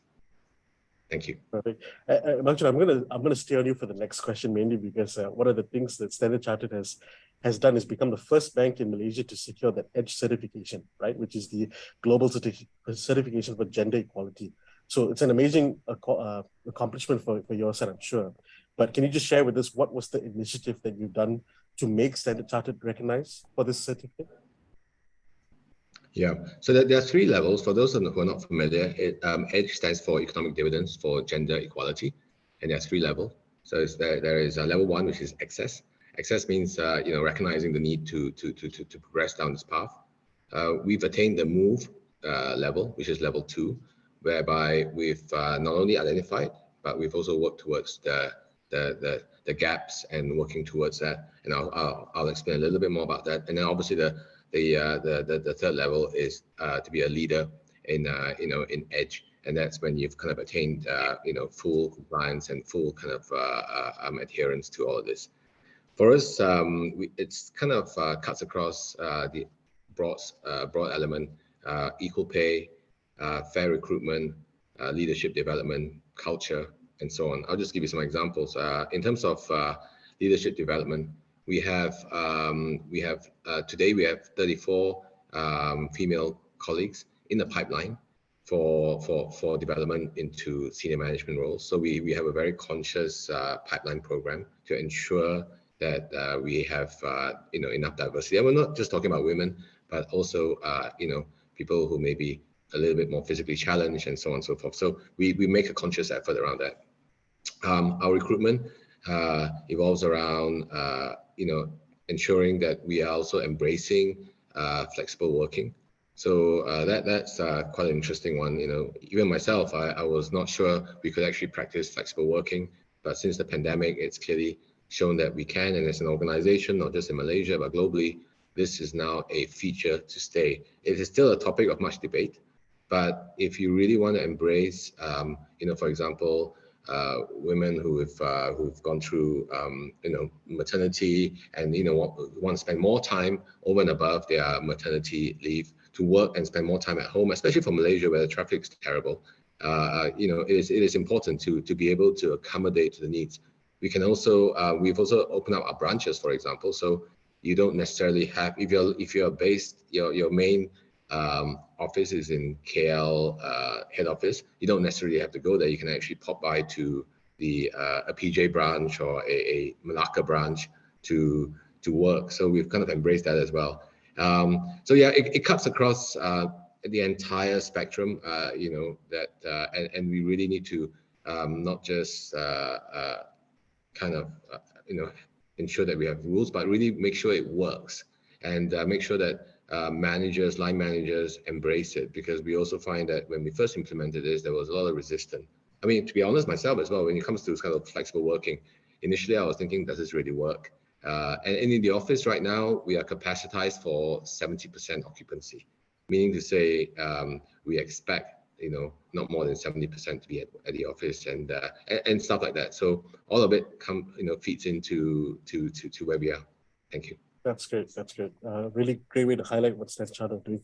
My next question will go to Professor Baldwin. So Newcastle University is an international educational institution, where staff and students come from a diverse background, race, and culture. So can you just share with us a little bit of how NUMED cultivates a culture that values differences? Thanks. I mean, firstly, I'd like to say that Malaysia is obviously a multiracial, multi-ethnic society already, and to some extent, it does these things naturally much better than the UK. So I think if I wanted to give an example of numbers, in the senior positions here in Malaysia, we have 62% women on our executive board, 38% men. And actually, it's 62% Malaysian, 19% UK, and 19% other nationalities. So that's actually very good. And I could tell you that the number of non-white people or non-British people on the executive board at Newcastle University is 0%. So we're very different from what happens in the UK, and the women numbers are actually smaller as well. So I think that we have an advantage here because we're already in a society that does work, although there are challenges. I think as a university, we can put in the policies that support different groups. These can be family friendly. I think I mentioned earlier, we just put in a policy to support women undergoing menopause. We put in actually a policy now. We supply free sanitary pads for students and staff here at NUMED. We have a new policy for volunteering. We have a new carers policy. So we can put these in and make sure that they work. This is part of what we do. This is for everybody. I think with our students, we have a wide diversity of students. We have a number of things. I think we have what's called a culture fest, where students celebrate their own cultures. We had a week, I think it was last week, where students had something called Spirit Week, where they celebrate diversity and a whole range of different things that they were doing. And so we encourage this. We have a whole range of societies. I know I went out with the Buddhist Society, who arranged a trip for everybody, not just the Buddhists amongst them, to go out and find out more about Buddhism. I had to do things occasionally with the Islamic Society, and it's good to go and learn things of all of these things. So I think that's all of the things that we try to do in NUMED, and I'm sure every university that does these sort of things, but it's a matter of, as I said, it's a matter of not me sitting in my office saying that this is the policy, but going out and doing things and being seen to agree to that these things are the right things to do. As you mentioned earlier, like you said, Malaysia is kind of like a melting pot of culture, right? So perhaps some of these things that we look at are a little bit easier because we have so many mixed races, and that's an easier way to look at it. But is there a specific reason why like you mentioned, Newcastle in the UK and Malaysia run a little bit differently when you look at EDI? Is there a reason? Does race or the culture play a big part of that? Well, I mean, we do try to work with the UK policies, and we have what's called one university where we work with the policies we work. I mean, there are obviously sort of regulatory differences in some cases where we can't do everything exactly the same, but we do try to work together. I think that there is a lot of work in the UK, and people are trying to make gender equality at the boardroom level, just as they're doing in Malaysia. And there's a lot of work of trying to encourage more different races and ethnicities into the senior levels at the executive board level, or I'm on Senate as well, where there's very few non-British. So I think probably a lot of work's been done on the gender equality, but moving in getting underrepresented groups is probably less, and there's still work to be done with that. So that's where we are. I mean, to switch it around a little bit, it's very good because I represent NUMED on the what's called our EDI steering group. So we work on that. So we try to work the same between the two countries. And we have something called Athena Swan, which is a framework to support women in science in the UK, and NewMed is part of that Athena Swan. So we've not been left out. We are part of that, and we contribute that, and we are meant to meet their goals. So very much Newcastle is trying to include us. I think we have some benefits here. I mean, but as I say, there are other challenges. Thank you. Thank you very much. I think I'll open up the next question to all our panelists, and I'll start probably with Dr. Asma on this one. Dr. Asma, in your opinion, what are the barriers to embrace EDI in Malaysia? Yeah, thank you, Mark. I guess at any given point in a woman's career, she's going to be likely to experience one or more of these barriers, and that these problematic beliefs that result in these barriers and the perceptions that we see, to be fair, is held by both men and women, right? And the reasons for the gap between women and men are definitely multifactorial, deep-seated, and these have existed for generations. So it is for these reasons that barriers will continue to exist. And although we try very, very hard, it still is there. And I think the first speaker in the early morning also mentioned that even in the age of the dinosaurs, we see this kind of barriers. They will continue to exist because this is what now makes this problem very difficult to address, especially when it's unconscious biasness that is happening. So in the workplace, you see with unconscious biasness, people make assumptions about women at work, and as leaders, they also base on their stereotypical roles in society. So like, for example, if you have a single mother and the leader decide not to choose her, to send her for training overseas because the leader assumes that she probably can't handle the kind of work-life balance because being a single mom.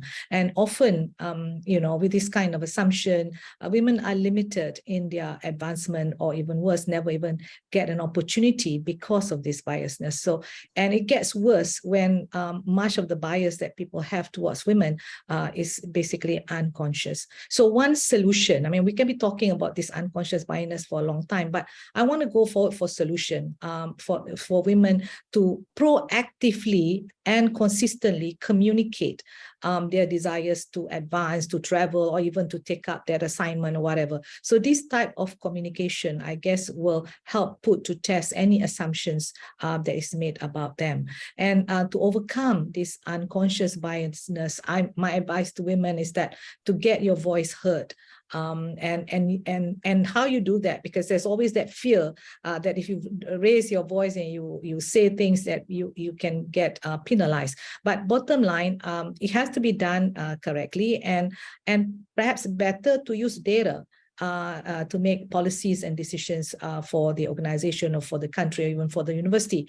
And whatever you do, being a scientist, of course, make sure it's evidence-based. And this will cut back perceptions and unconscious biasness. You can't simply accuse, show that with data.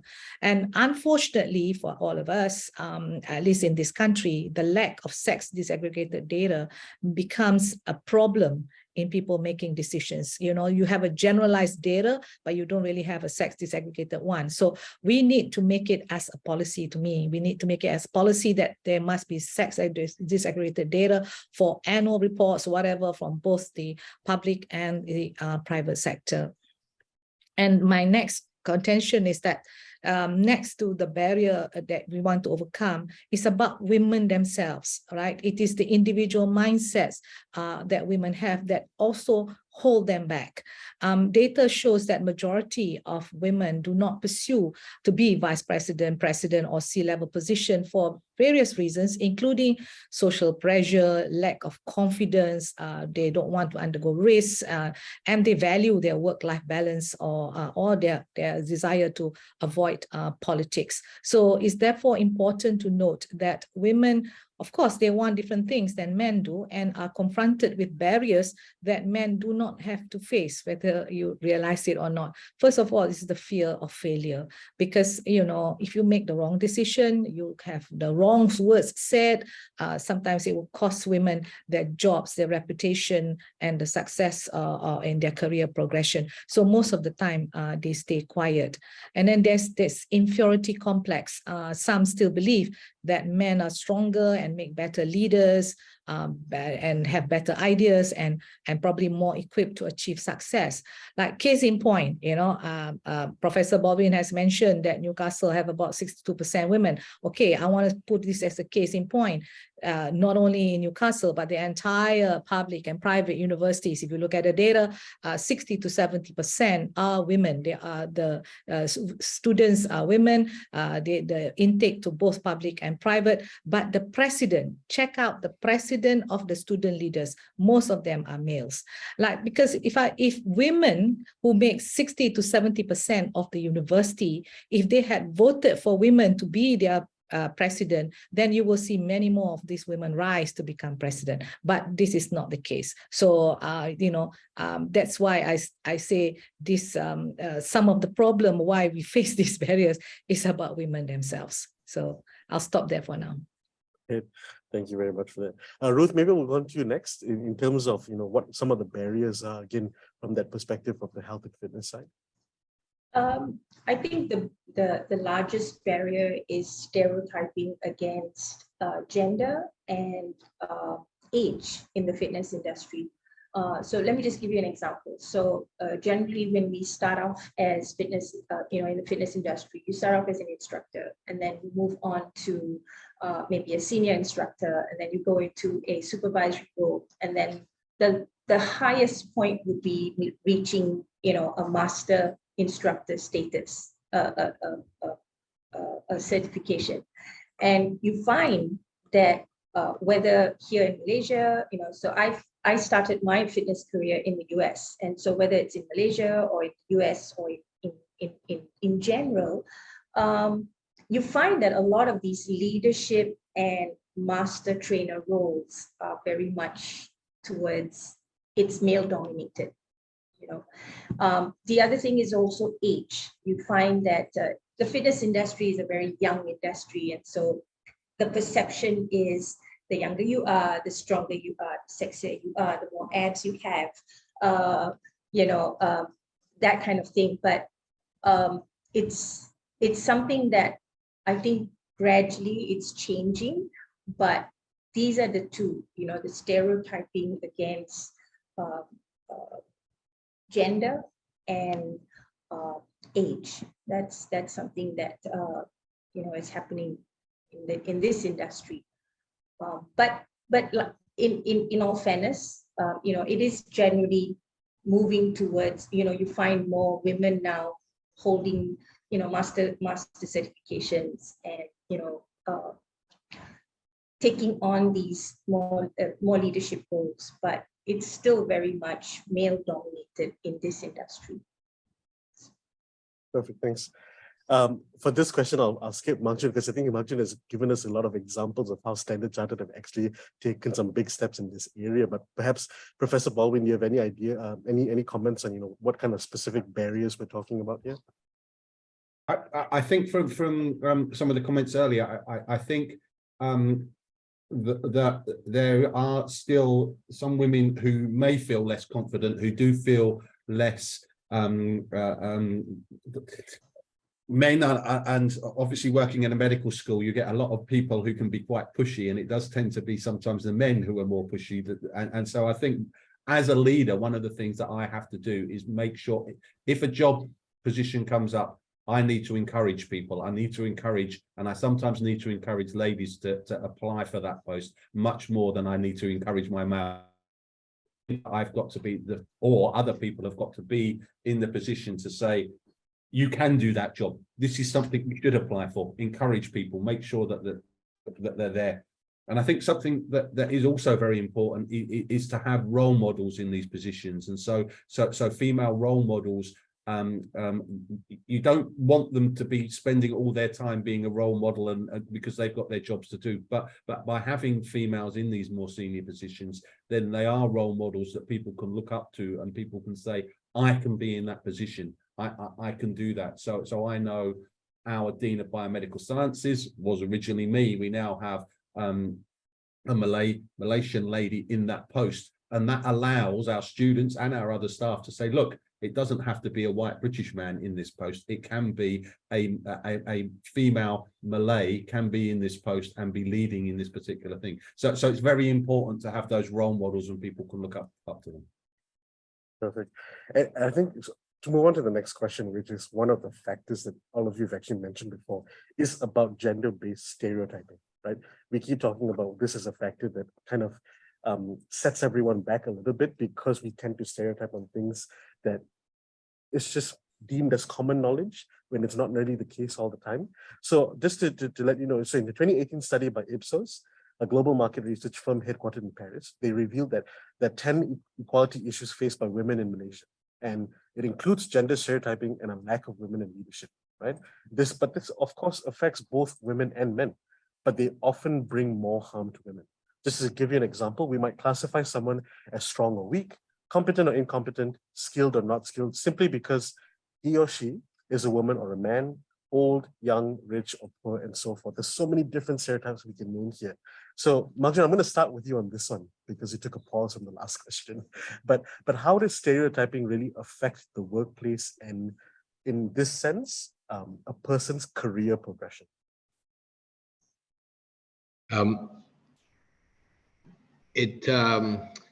If you don't, if stereotyping kind of means that you end up recruiting people that you stereotype to be kind of aligned with you, right? And as a starting point, that is a bad start. And then you end up in an organization full of everyone who looks the same. And again, my earlier point about if you're looking at banking and how we are very much a people business, we need to have diversity to appreciate the changing consumer demands, for example.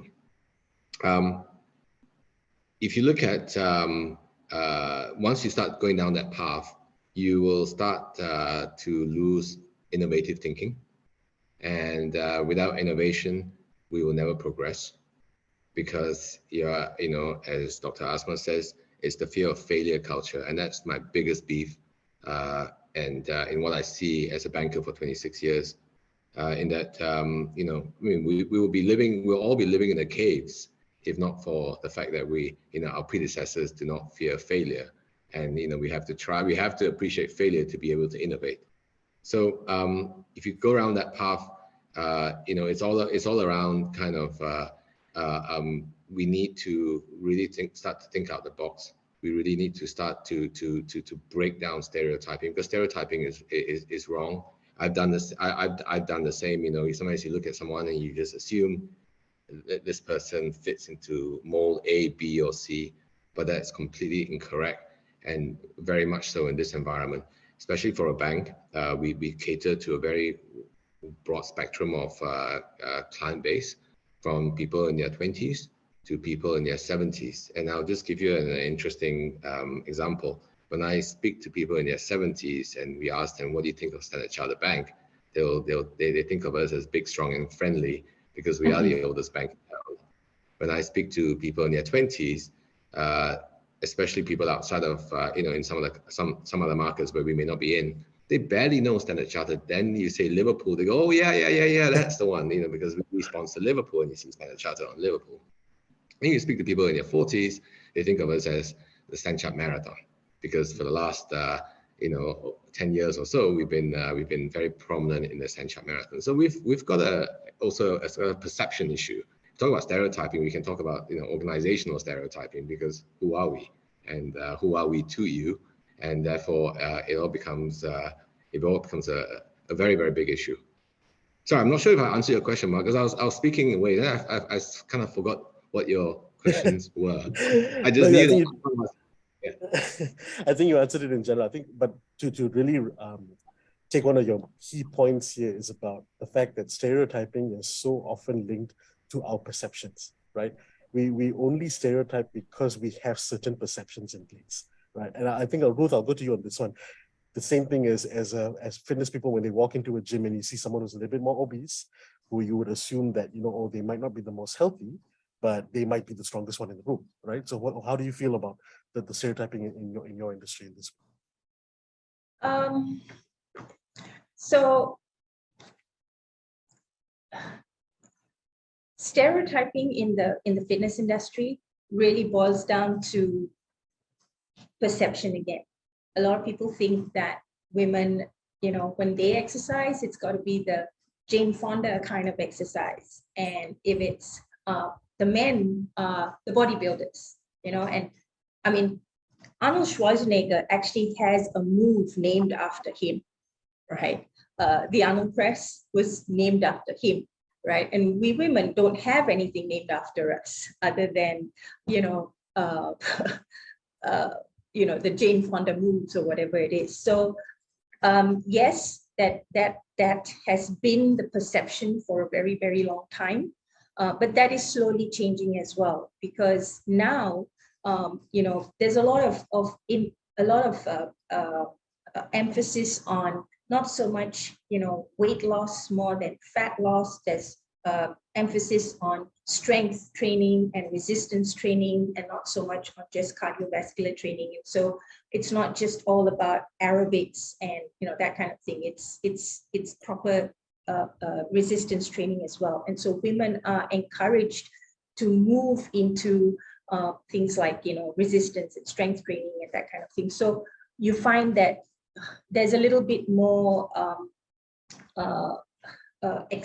people are accepting the fact that you know, now there's a stronger role for women in a gym environment, in a fitness environment.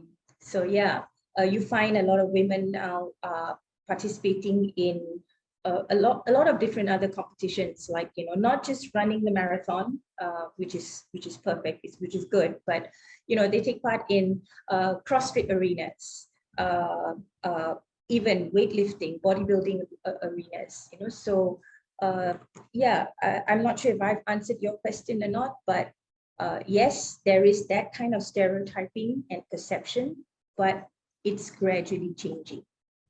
But again, when you walk into a gym, there's always this perception that, you know, the men are in the iron playground and the women are in the studio, in the dance studio, you know. And so I think with time, you know, it'll get a lot better. And you're now beginning to see a lot of women, you know, lifting weights, and sometimes more women than men. And you'll be surprised how strong women can be. Yeah, strong is the new skinny, strong is the new skinny. We'll get that trending on Twitter now. Jasmine, I think you also mentioned this because I come from UNITA as well, and you know, the university where I see the exact same issue, where you have a lot of 60% of our students will be female, but then you'll see in some of the student clubs and societies, the leaders are all men, right? And they naturally tend to go in that sense. So maybe to expand on it a little bit more, because you talked a lot about stereotypes in the last question, but when it comes to career progression, how can we tell these university students that, hey, you don't have to just stop at being a member of the society, but you can actually be a leader? Correct. So I want to essentially tie that up, you know, like how does stereotyping affect also someone's career progression? Stereotyping, I think, becomes a problem when we want to review the employee's performance for purposes of promotion, etc. And because, you know, when we're doing that, sometimes this unconscious biasness is there. We bring that all in, and then we have some preconceived idea regarding what we have about that group of persons that we are evaluating. So sometimes stereotyping happens so often that in the workplace that sometimes we just see this as a normal way of life. So like, for example, I give you a concept of what I call office housework. right? Office housework, regardless of your position, let it be a clerk or let it be a PA or let it be a lecturer. It's like automatic, you know, that women will serve the tea or coffee in a meeting. I mean, it's the women who will get up, even though coffee or tea is there, but it's the women that will get up and actually, you know, serve the coffee or tea. Or it's like automatic that the women will take notes in the department meetings, and you know, like for any events like annual dinners or sport events, women will be assigned to pick out the gifts for the event and even wrapping up the gift, right? And of course, they are also involved in the planning of the annual dinner or the annual sports. And of course, when you enter into any conference, who is at the front desk? The front desk to register any participants would also be women. And in fact, all the other behind the scenes work that helps a company, organization, or university to run smoothly and successfully, all that usually at the back end is women. So women frequently volunteer or is volunteered to do this, what I call office housework, which is basically time consuming and often enough is not recognized as part of the competency or skills for promotion or for leadership position.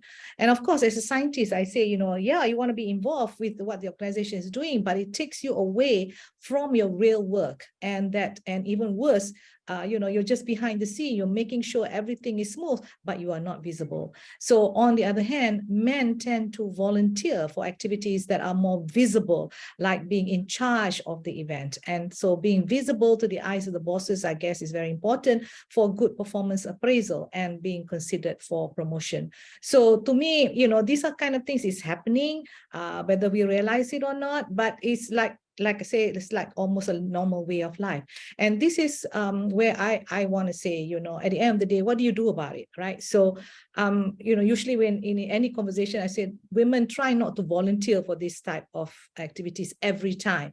While we are supportive, we want to be helpful, but we also want to have other employees also contribute, including men. And this is where I ask for sensitivity from the leaders themselves. So that if you are the one who is responsible for these activities, so please assign tasks rather than asking for volunteers so that you can ensure gender distribution, you can ensure diversity, inclusivity, all that, and mix up the team so that you can have all these team members coming from different culture, background, etc. When we start to do this, then we see probably DEI actually happening. And at the end of the day, if you then say, okay, I can't do this assignment of tasks, another solution is probably to give recognition to those who do this office housework for the organization by maybe lowering their KPI, for example, or even influencing the bonus performance for the year. So these are some of the things that probably is happening. It's taken like a normal way of life, but I think things have got to change. Thank you. Perfect, thanks. Professor Baldwin, you actually mentioned earlier that sometimes you have to motivate your staff and the women's staff to actually apply for the promotion, right? Or apply for the leadership roles, because sometimes they could be in a mindset of, oh, I probably won't get it, right? So, and connecting it a lot to what Dr. Asma said about performance reviews, right? So if they do a good job and they, you know, increasing their KPI, or decrease their KPIs in that sense, you're actually giving them a better opportunity to succeed. Do you have any thoughts on this and how the stereotyping works, you know, with this whole case of perceptions? I mean, gender stereotyping and race stereotyping, a whole range of different stereotypes are there all the time. And I think the first thing that I would say is that as a senior manager, I hopefully you want to encourage anyone who hears anyone with this sort of stereotyping or putting people or different groups down, you should, to be honest, you should jump on that straight away and talk to people about them, tell them that it's not appropriate. Your workplace should be open for everyone, and you shouldn't be having people putting down a different group for something. And you can challenge people politely and ask them to change, or if people are still carrying on making derogatory comments, then they need to report things like that to me or other senior managers to deal with. So you should have a environment that is not conducive and doesn't allow people to do this. I think that that's one thing. I think also got to listen and maybe I've gone off track a bit, listen to what people are saying. So it's very important to take and you can't do it. I know if I sit here and say, come and talk to me, no one will come and talk to me because they're scared because I'm the boss. So you've got to have anonymous, you've got to have anonymous questionnaires. You've got to continuously look at things to try to work things out. I will offer the thing that people can talk to me, but you've got to be able to give people so they feel safe, so they can make real comments. And then you've got to listen to what people are saying, not just say that only 10% of people are saying this. You've got to work on that 10%, because it could be much bigger than the people who don't answer this. And then it's a matter for me to raise awareness of issues, not just sit here and think, oh, look, this is a negative thing, I can't talk about it. I've got to say, look, this has been brought up by you. How are we working on it? What are we doing? How are we trying to improve things, and show the metrics and be true. If we've got something that's not very good, then we have to say, this is happening, it's not very good, this is what we're going to deal with it, and this is how we're dealing with it, and this is our target, and be open about it. I just wanted to pick up one point that Maxine said a little bit earlier, and this may be me stereotyping, but there does seem to be a much greater fear of failure in Malaysia than there is in the UK, and I see this. And so if people make mistakes or things don't go right, we've got to be able to show that we are supportive as the senior management, whoever that is or whatever's happening, and actually work around that it is an opportunity to learn and grow for the future. So the only people learn is if you make mistakes, and you've got to do it. So people shouldn't have that fear, and we've got to try to encourage people to take the chance, because sometimes people don't take a chance because they're worried about failure. So we've got to encourage people across every area to actually take that chance. Yeah, you know what I do? Just jumping in. I've started celebrating failures. People thought I was mad, but you know, we are trying to celebrate failures. So as opposed to celebrating success. And I think the problem is, you know, when someone does a good job, we send emails around internally, and it's a round of applause and stuff like that. But we've never celebrated failures, and I think that in itself is an issue. So we're starting to do it. I'm not sure how successful we will be, but it is clearly being met with a lot of apprehension when you start going around saying, let's celebrate failures. Sorry, I had to jump in. Yeah, thanks for that. I think the whole, to summarize the whole topic of this stereotyping, I think we need to understand that the word stereotype in itself comes with a negative connotation, right? But I think what's important for us is that what we link to it, which is the perceptions we have, will alter the way we look at stereotypes, right? Every single time we talk about gender stereotypes, and especially in the workplace, it's always looked at as a negative thing. However, giving the example that Dr. Asma and I have given, in the education industry, we see a very female-dominated industry, right? But when it comes to leadership, that looks different, right? So I think it's all about the perceptions and how we're actually looking at the situation, which is important. So to go on to the next question, which is, again, to talk about maybe looking at this perception on the industries we're in. I'll start off with Dr. Asma on this one. But Dr. Asma, what does it take to be a woman in a historically male-dominated era? Again, for your side, education is very female-dominated now. But if we look historically, was it the same 30 years ago? Well, I think it doesn't matter where, in which century you are. At the end of the day, it's all about courage. Courage to face whatever challenge every day, not just at any one time, just every day. Because for women, Mark, we have two constant challenges at any one time. Challenge at the workplace, and of course, and the juggling challenge at, juggling that with the challenge at home.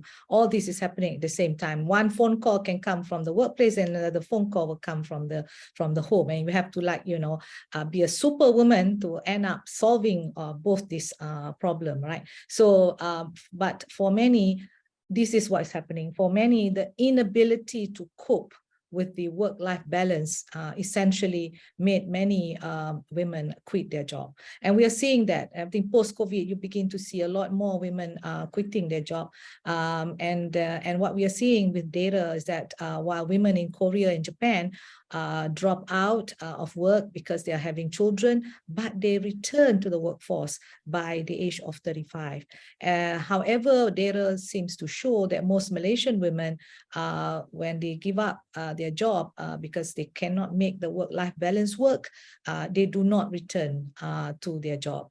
And this to me is such a waste, especially when these women have been trained in hardcore sciences, and especially when we are the number of science students is dwindling. We are also losing women who have been trained in the hardcore sciences that will help the country move forward in STI. So this is kind of a shame. And because at the end of the day, when they do want to come back, it's not easy to come back. There's no policy to allow them to come back. And they end up, working in the private sector or in NGOs, or they end up having their own business. And when they do that, it's probably not in the field that they have been trained in. So this to me is a sad situation. But the second thing I want to say, one is courage, and the other one is perseverance and resilience. You need to bounce back no matter what. But like I said, you can do that if you have the support of the husband or the spouse, because if you don't have that support, it's not easy to bounce back either. And whatever it is, I think what helped me in a male-dominated area, is to be single-minded determination to move ahead. Basically, to me, I don't see things as an obstacle. I don't allow that obstacle to block my way. I try to find how to go around the obstacle. And so far, that has helped me to where I am today. So thank you. Great, thanks. Ruth, I think we're going to come to you on this one. I think in terms of we're seeing, you mentioned it earlier about how the fitness industry is also changing. That pendulum is swinging from male-dominated to female. So what's your experience been like ever since you joined the industry, 14, 15 years ago? How do you feel being a woman in that historically dominated male area? It's not easy, I think there's a lot of proving that needs to be done, especially like if you're talking about as an instructor. So I remember when I first started teaching in the US, it was really funny because I was the only South Asian instructor. I mean, I ended up teaching fitness because, there was nothing else to do other than, chauffeur my kids around to school, send my husband to work. And I spent a lot of time at the gym. And then, ultimately I was approached to maybe take on a couple of classes, get certified and things like that. So, but it was tough. It was really tough. One, it was the fact that I was a woman. Two, it was the fact that I was an Asian woman, right? Who really, it was almost like I was this visitor that was coming in and, taking on this role. But with time, things changed, and it got a little bit better. As far as as women in fitness, I think it's still a little bit of a struggle, okay? Because there's always this thing about the man is stronger than the woman.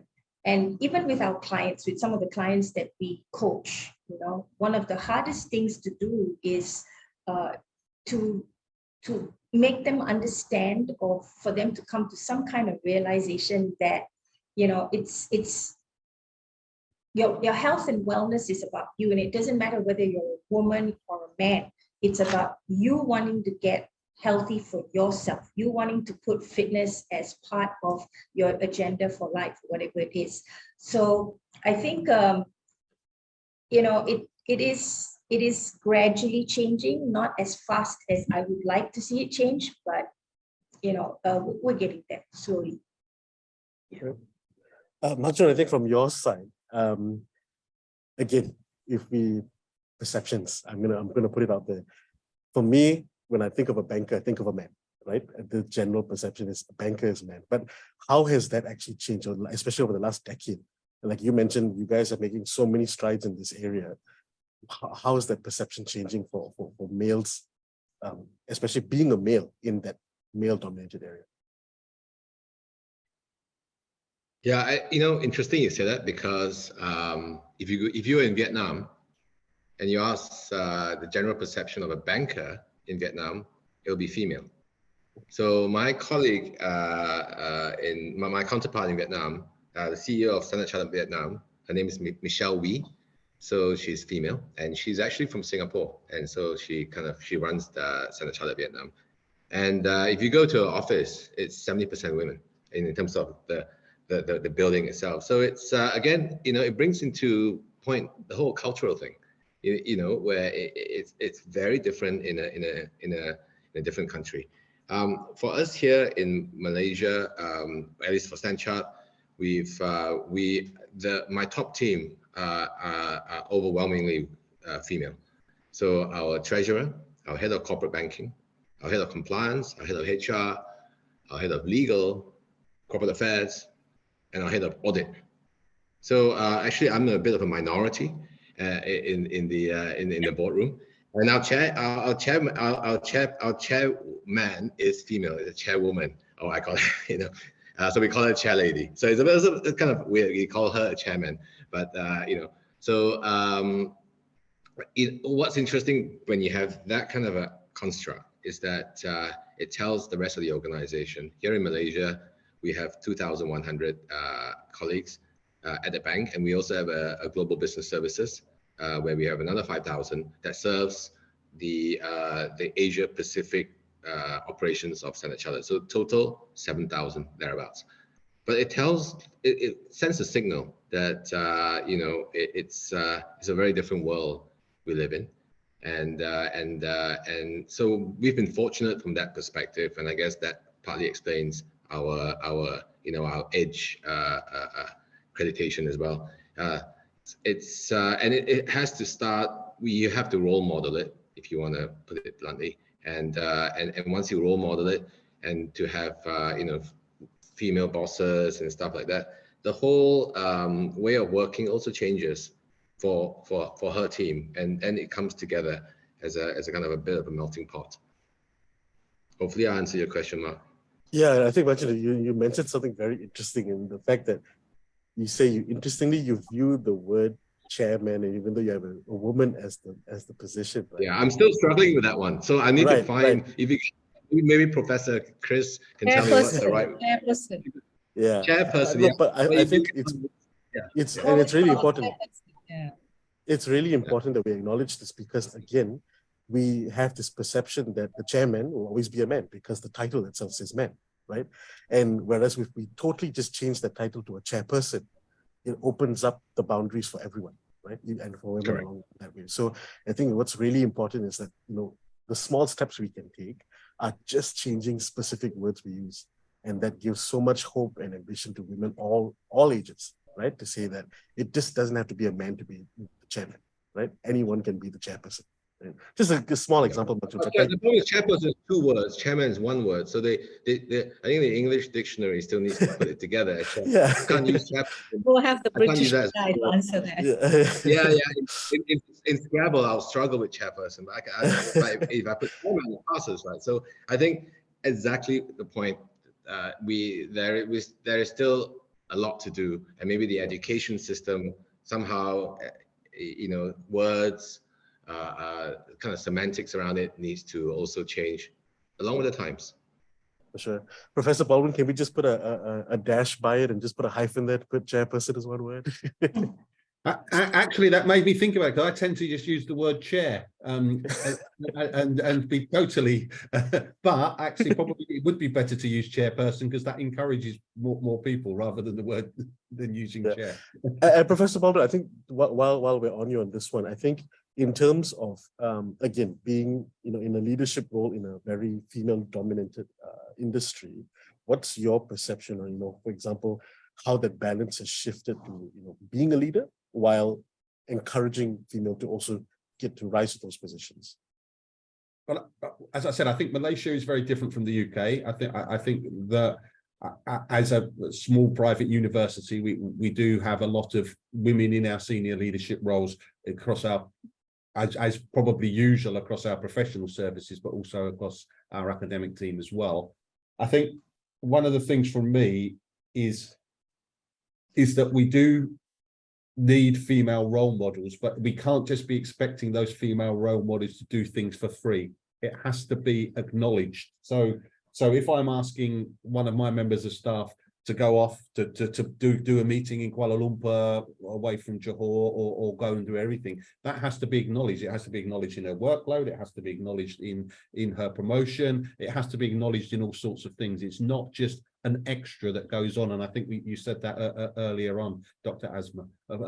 So we always have to make sure that when we're asking people to do things like this, and that's not just, I mean, very much this is a big thing in the UK, where we want people to talk about race, and then it all gets put on a certain small group of people, and then they're doing everything, and then they're not getting anything from it. So I think whenever we're asking people to role model or to work to help, it always has to be acknowledged. It also has to be rewarded, and it also has to be made sure that we do support people in these situations.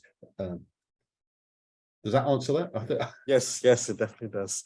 I think when you guys ask me if it answers the question, it'll never stop. Like, you keep talking forever and it'll never answer the question, hopefully. But I think my next one is going to be an interesting one. And I'll approach this to Dr. Asma first. And mainly because in her introduction, as I mentioned, she's a woman of many firsts, right? So Dr. Asma, my question before I go on to the next part is, do you have any advice for women in the early parts of their careers in particular? Because for you, someone like I mentioned, if I read off your accolades again, first female vice chancellor of 2 universities, the country's first female director general of higher education, the first female president of Academy of Sciences, and the first female chairperson of MQA, right? These are many, many accolades that you have. What advice would you give to young aspiring women as well who want to be like you? Okay, first of all, I have to say it was music to my ears, whatever Professor Baldwin had to say about recognition. So, okay, I want to move on. For early career researchers, if you decide to join academia, you got to end your career by becoming a professor. Don't quit halfway. You need to have clarity of vision and plan strategy to move towards becoming a domain expert, an expert in your field, and hopefully do this by design rather than by chance. And whatever you do, strive to be a domain expert before you hold any administrative post.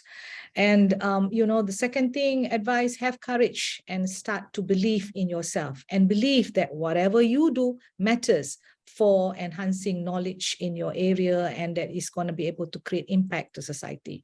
So in the early career, you need to publish, because you need to do quality, responsible research that has impact to the industry and society. So start by publishing efforts by going from quantity to eventually quality, because you want to be encouraged first to publish in the peer-reviewed journals before, and so that you can build your self-confidence. And once you get the hang of it, and then you start to move on to quality like Q1, Q2, or even moving to open access. And today, of course, is about collaboration. So for early career, networking now is very, very important. And, go for horizontal networking rather than just going straight for vertical networking. What do I mean by that? Horizontal networking is networking among your peers. When you go for the conference, network among your peers. Invest in them, because tomorrow they're going to be the future leaders. So for vertical networking, like if you want to go for the keynote speakers and whatnot, help to organize the conference and offer to be the liaison officer to the renowned speakers, because then you have your time and attention as you bring that renowned speaker from the airport all the way to the hotel or to the venue of the meeting, you have this time to actually be able to have their attention. And this is the time you talk about you ask about that, what is it that you want to ask from them, and of course tell a bit of what you do, and maybe and basically ask for some free advice. But whatever you do, this is where you exchange name cards and take care of this person because they will remember you. And of course, we have been talking about role models. I think mentors is very important to support and help, but also realize that what's good for the mentors may not be good for you. So you still have to find your own path. So to me, it's better to find sponsors. Sponsors are not like people who just give you money, but sponsors are people who can open doors for you. So because, you know, at the end of the day, you want to be able to have the opportunity to be heard. So somebody has got to open that door for you. So one way is you can join societies, or even if you are in science, to join the Young Scientist Network of the Academy of Sciences Malaysia. This is where you get to meet a lot of very important and powerful fellows who can possibly open doors for you. And more importantly, what you need to be is a person of substance, because it's easy for anyone to lend their credibility to recommend you, especially when you are someone credible, someone of substance. And also be heard, but be realistic in what you have to say. You know, people will take you more seriously if you speak from the heart, you speak with passion, and more importantly, you speak from experience. So therefore, to me, experiential learning is very, very important. You got to start young, you got to start now. It's not just about being in the lab, it's also about finding out what the university is doing, what else is happening around you. So take on jobs and programs essentially to attain experience. It's okay to make mistakes, but because for these mistakes, you will learn from them. But trust me, it will make you a better leader in the future. And lastly, choose your life partner well. That is with someone who is understanding, who is very supportive, and make sure that he does not clip your wings, or you will not fly. And a supportive life partner will help you achieve that work-life balance. So like I said many times in all my videos, please shop around before you marry. So I am. Dr. Asa, I don't know if you noticed, but when you mentioned the last point, all the faces right here had the exact same exact same face showing. I think to go to the next point, so Ruth, as a health coach, Dr. Asma also mentioned a lot of change that could be happening in your life, right? Building the courage to build that life path and the career path as well. But from a health perspective, where we always have to put our health first as well, can you give us, some ideas on what kind of exercises would be great for anyone who is going through a lot of stress or changes in their lives? I don't think there's one particular exercise that can be recommended, right? It's really about what's going to work for you. So in fitness, we have this thing, just like how you said, you've got to be very careful, like Professor said, you have to be careful about, be choosy about who you pick as your life partner. We look at fitness or exercise as being able to find your soulmate workout, something that you're going to be able to do that fits fits you well, something that you are going to thoroughly enjoy. Maybe if you have a soulmate, then let's hope that we enjoy our soulmates. Yeah, so it's all about finding exercise, and that can be in the form of any kind of movement, whether it's a sport, whether it's going to the gym, whether it's dancing, swimming, running, walking, whatever it is that's going to make you feel like $1 million after you've done with that session. That's what's most important.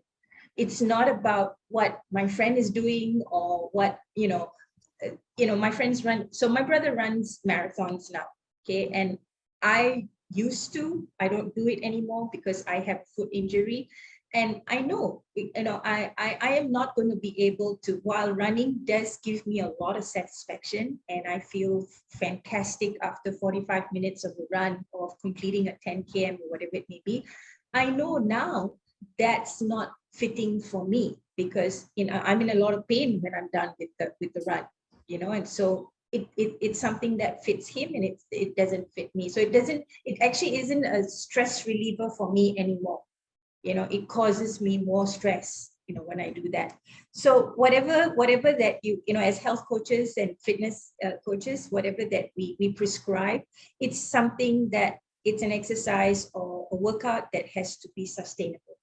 You know, you have to enjoy it. It has to be sustainable. It has to be done in an environment where it's easily accessible, maybe at the gym or outdoors. You know, it really depends on the individual.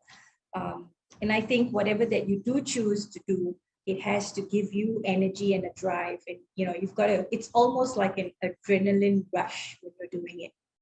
And then you feel, you know, you got to feel good about it after you're done. You know, I also sometimes tell my clients and people that I work with, if you're going to worry about how you're going to get it done, when I'm going to get it done, and then it's at the back of your mind before you even get it done, then that's not the workout for you. You know? And the other thing, of course, is, and I think some of my friends and fellow colleagues will agree with me. Whatever exercise that you decide to do or whatever workout that you decide to do, one, it has to be workable, even if it's brutal. You know, it's just got to be workable, right? So yeah, and if everything else fails, then take a walk. Put on your fun playlist. Take a walk, because I'm telling you, walking does bring down your stress level and your cortisol level as well. Yeah. Perfect. Thanks. Before I go on to the final question, I'm also mindful of the time. I'm going to open up the Q&A session and see what questions we have in there. So the first question we have, it's a little bit of a long one, so I'll just read the whole thing and then I will direct it to our panelists here. Okay, so first question is from ACES. So from good morning and thanks for the amazing talk. When we talk about topics like this, there are always some extreme feminists to blur the discussion and just using to the name to seek for special treatment for themselves and letting society to dislike or against with this topic. So my question is that what can we do to change the mind of those who dislike this kind of topic, where they don't want to attend forums like this or even start a discussion like this? Professor Baldwin, I'll start with you on this if you don't mind. Well, I think there are always people who don't like to discuss things like this and don't want to attend forums. And we can't force everyone. I can't make everyone to come to this session on a Saturday morning. It's not.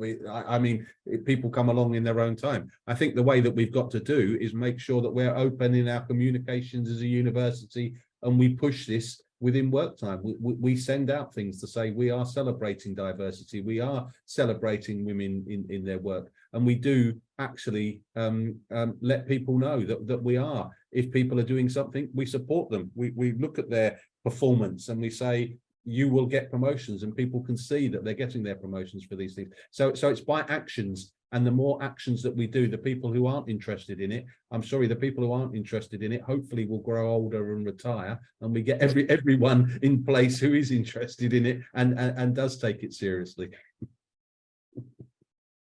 Arjun, any thoughts on this? Sorry. No, I agree. Actually, I'm not sure what the answer is. We do our part, and if we are able to create momentum around it, then fantastic. But there is no, you can't force anyone into doing something or attending something. I mean, it's the same thing. I've been putting off I do a yearly medical. I've been putting it off for a while now.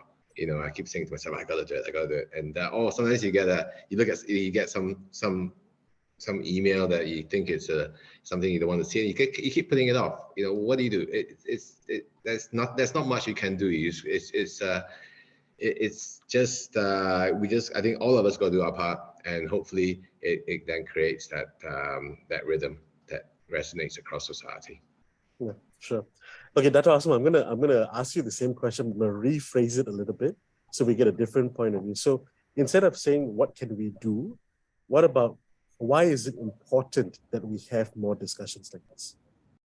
I think at the end of the day, you know, we need to solve this problem. To me, from the point of view, is education, because you know, you need to solve it two-pronged attack. One is the youth of today, the people today, and the other one is for the people tomorrow, because you're going to be facing this not just today's talk, but every other day, unless something's change.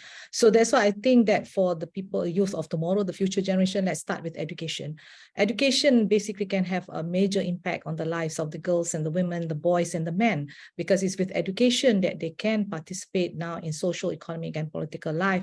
And this becomes the base for the development of a democratic society. But education is crucial to change these attitudes into accepting gender equality, diversity, inclusiveness as a fundamental social value. Because in Malaysia, when we talk about education, you know, accessibility is not the problem. I think the problem is it part and parcel of the curriculum? Or is it only certain programs that deal with a DEI? And this is something that it has to be like everyone should be known about this. And this is where I say that there is a need that in our curriculum, we need to address about gender, we need to address about diversity, inclusivity, and inclusion. And the next one, about the people who are now currently in the workforce. What do we do about this? Because we cannot have the same attitude going on, right? So I think at every organization, there must be a development of a strategic training program that how do you now overcome this unconscious biasness, this not wanting to hear about this kind of aspects.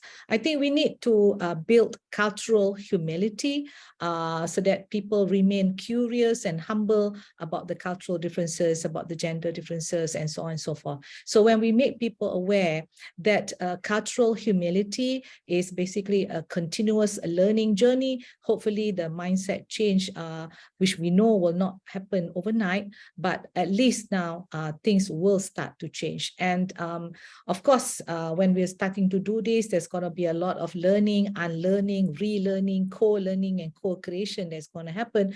But I think cultural humility is, to me, is going to be a lifelong practice, especially in a multiracial country like ours. So these are two things off the cuff that I can think of to hopefully not probably change today, but in the long run, help to change.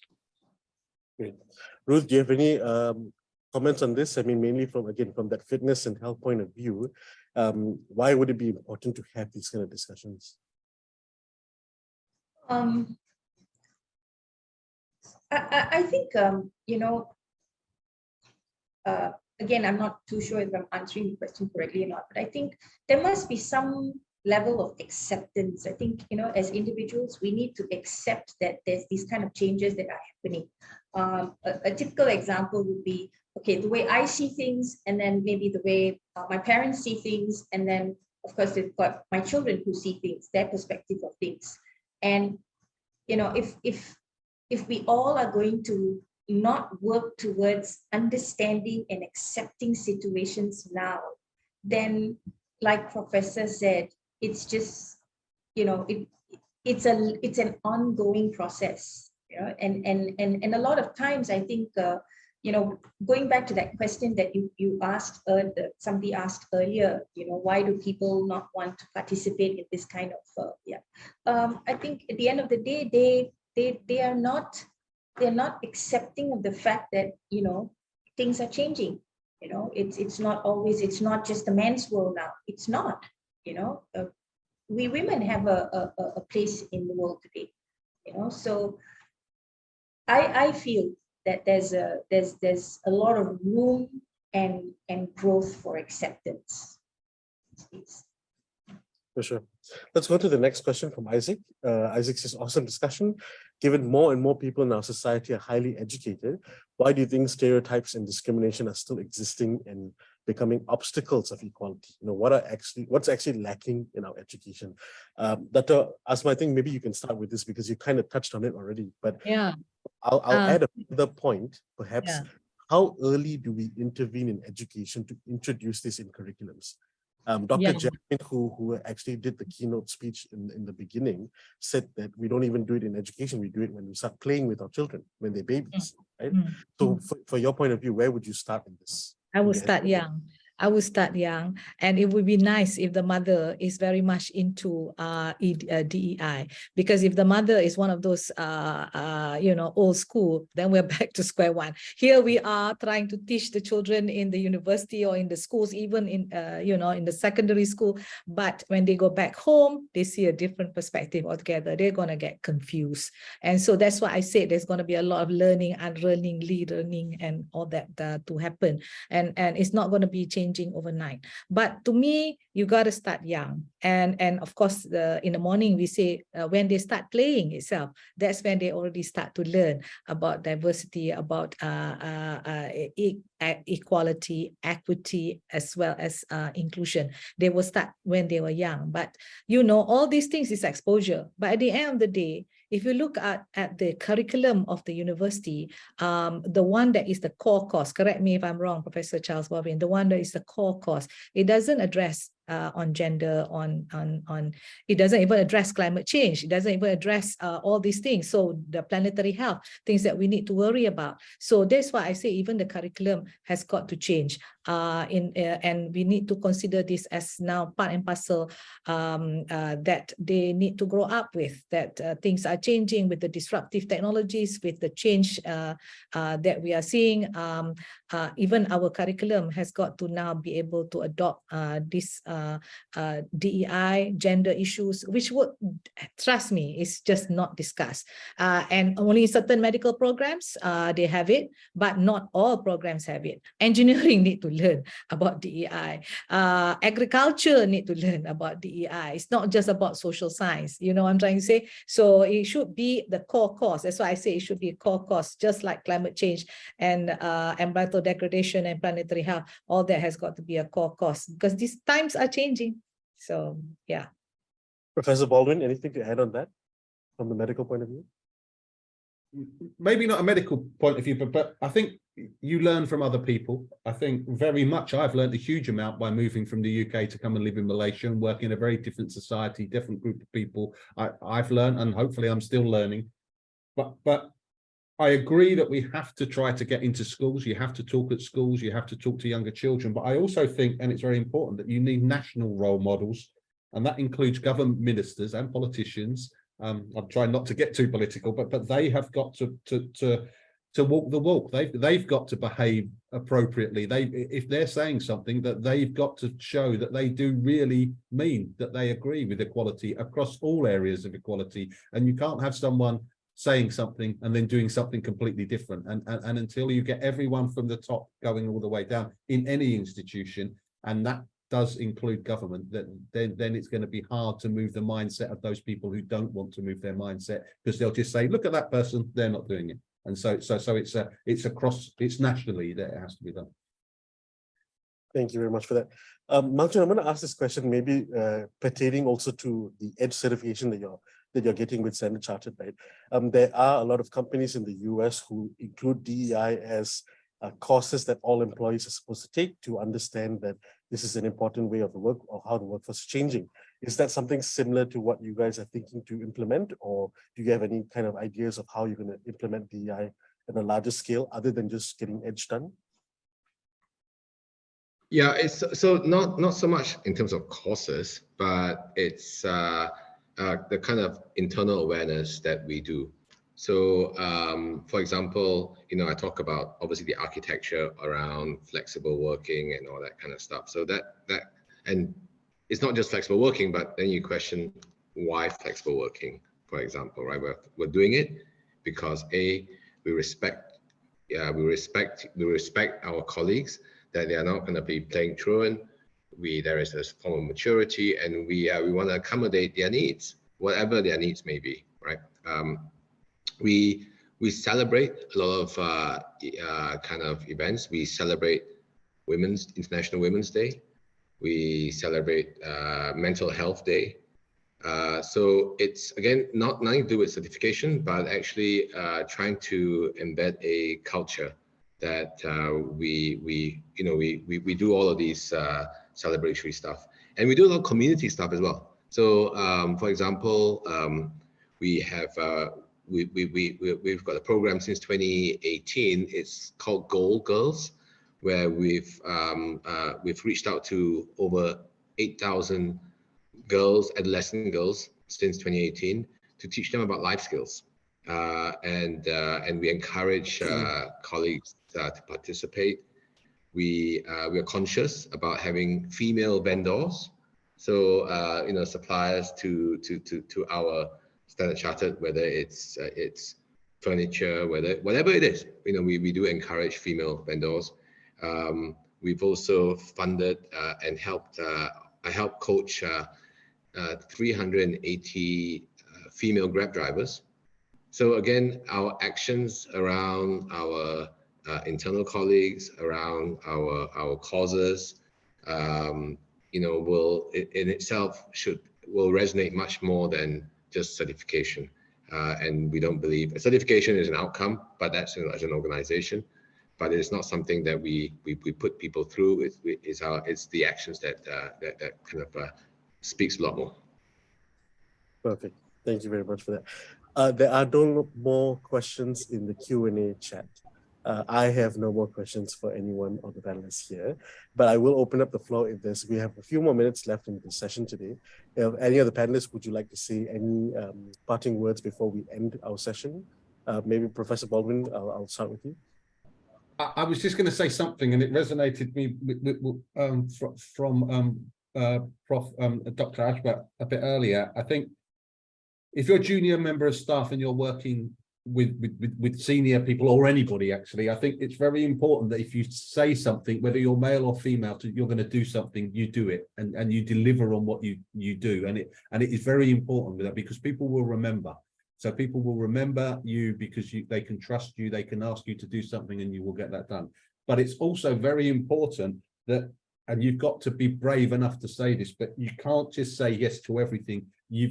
And I think actually, unfortunately, women are a bit more prone to this, to say yes. You've got to be brave enough to say no. If you've got too many things to do, you can't take on everything, and you mustn't take on anything. So I think that you have to have that culture of support, that if someone says they can't do something because they're busy, you have to accept that. Dr. Asma, anything you want to add?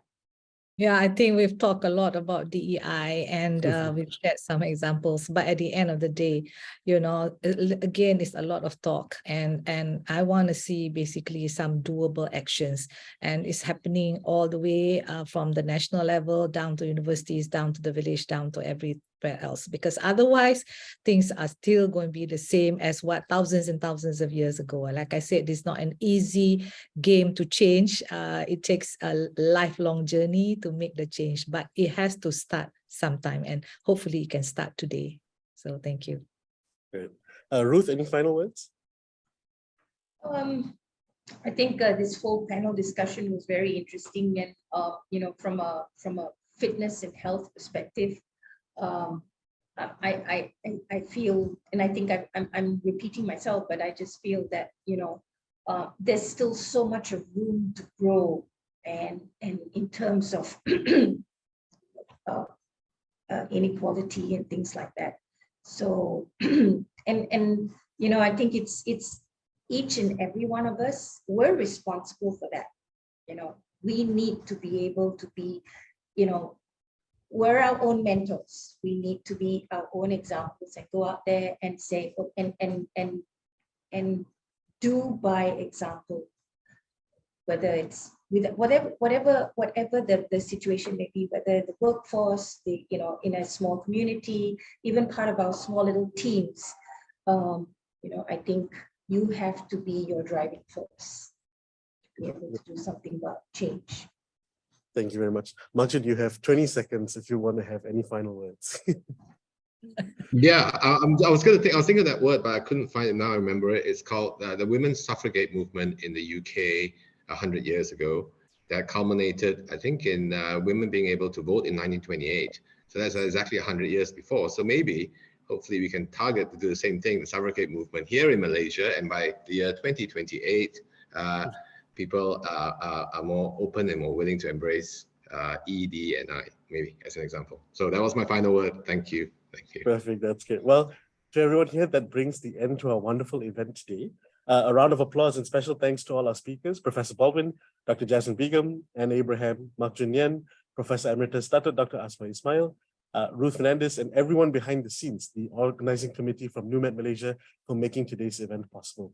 I can personally say that today's topics covered, here, sincerely provided an added perspective, again, all about new perspectives and perceptions today for everyone here and how we can embrace gender equity. On behalf of everyone at Newcastle University Medicine Malaysia, thank you to all the participants for being in attendance today to lift women's voices, embracing gender equity. Thank you, everyone. Have a wonderful weekend ahead.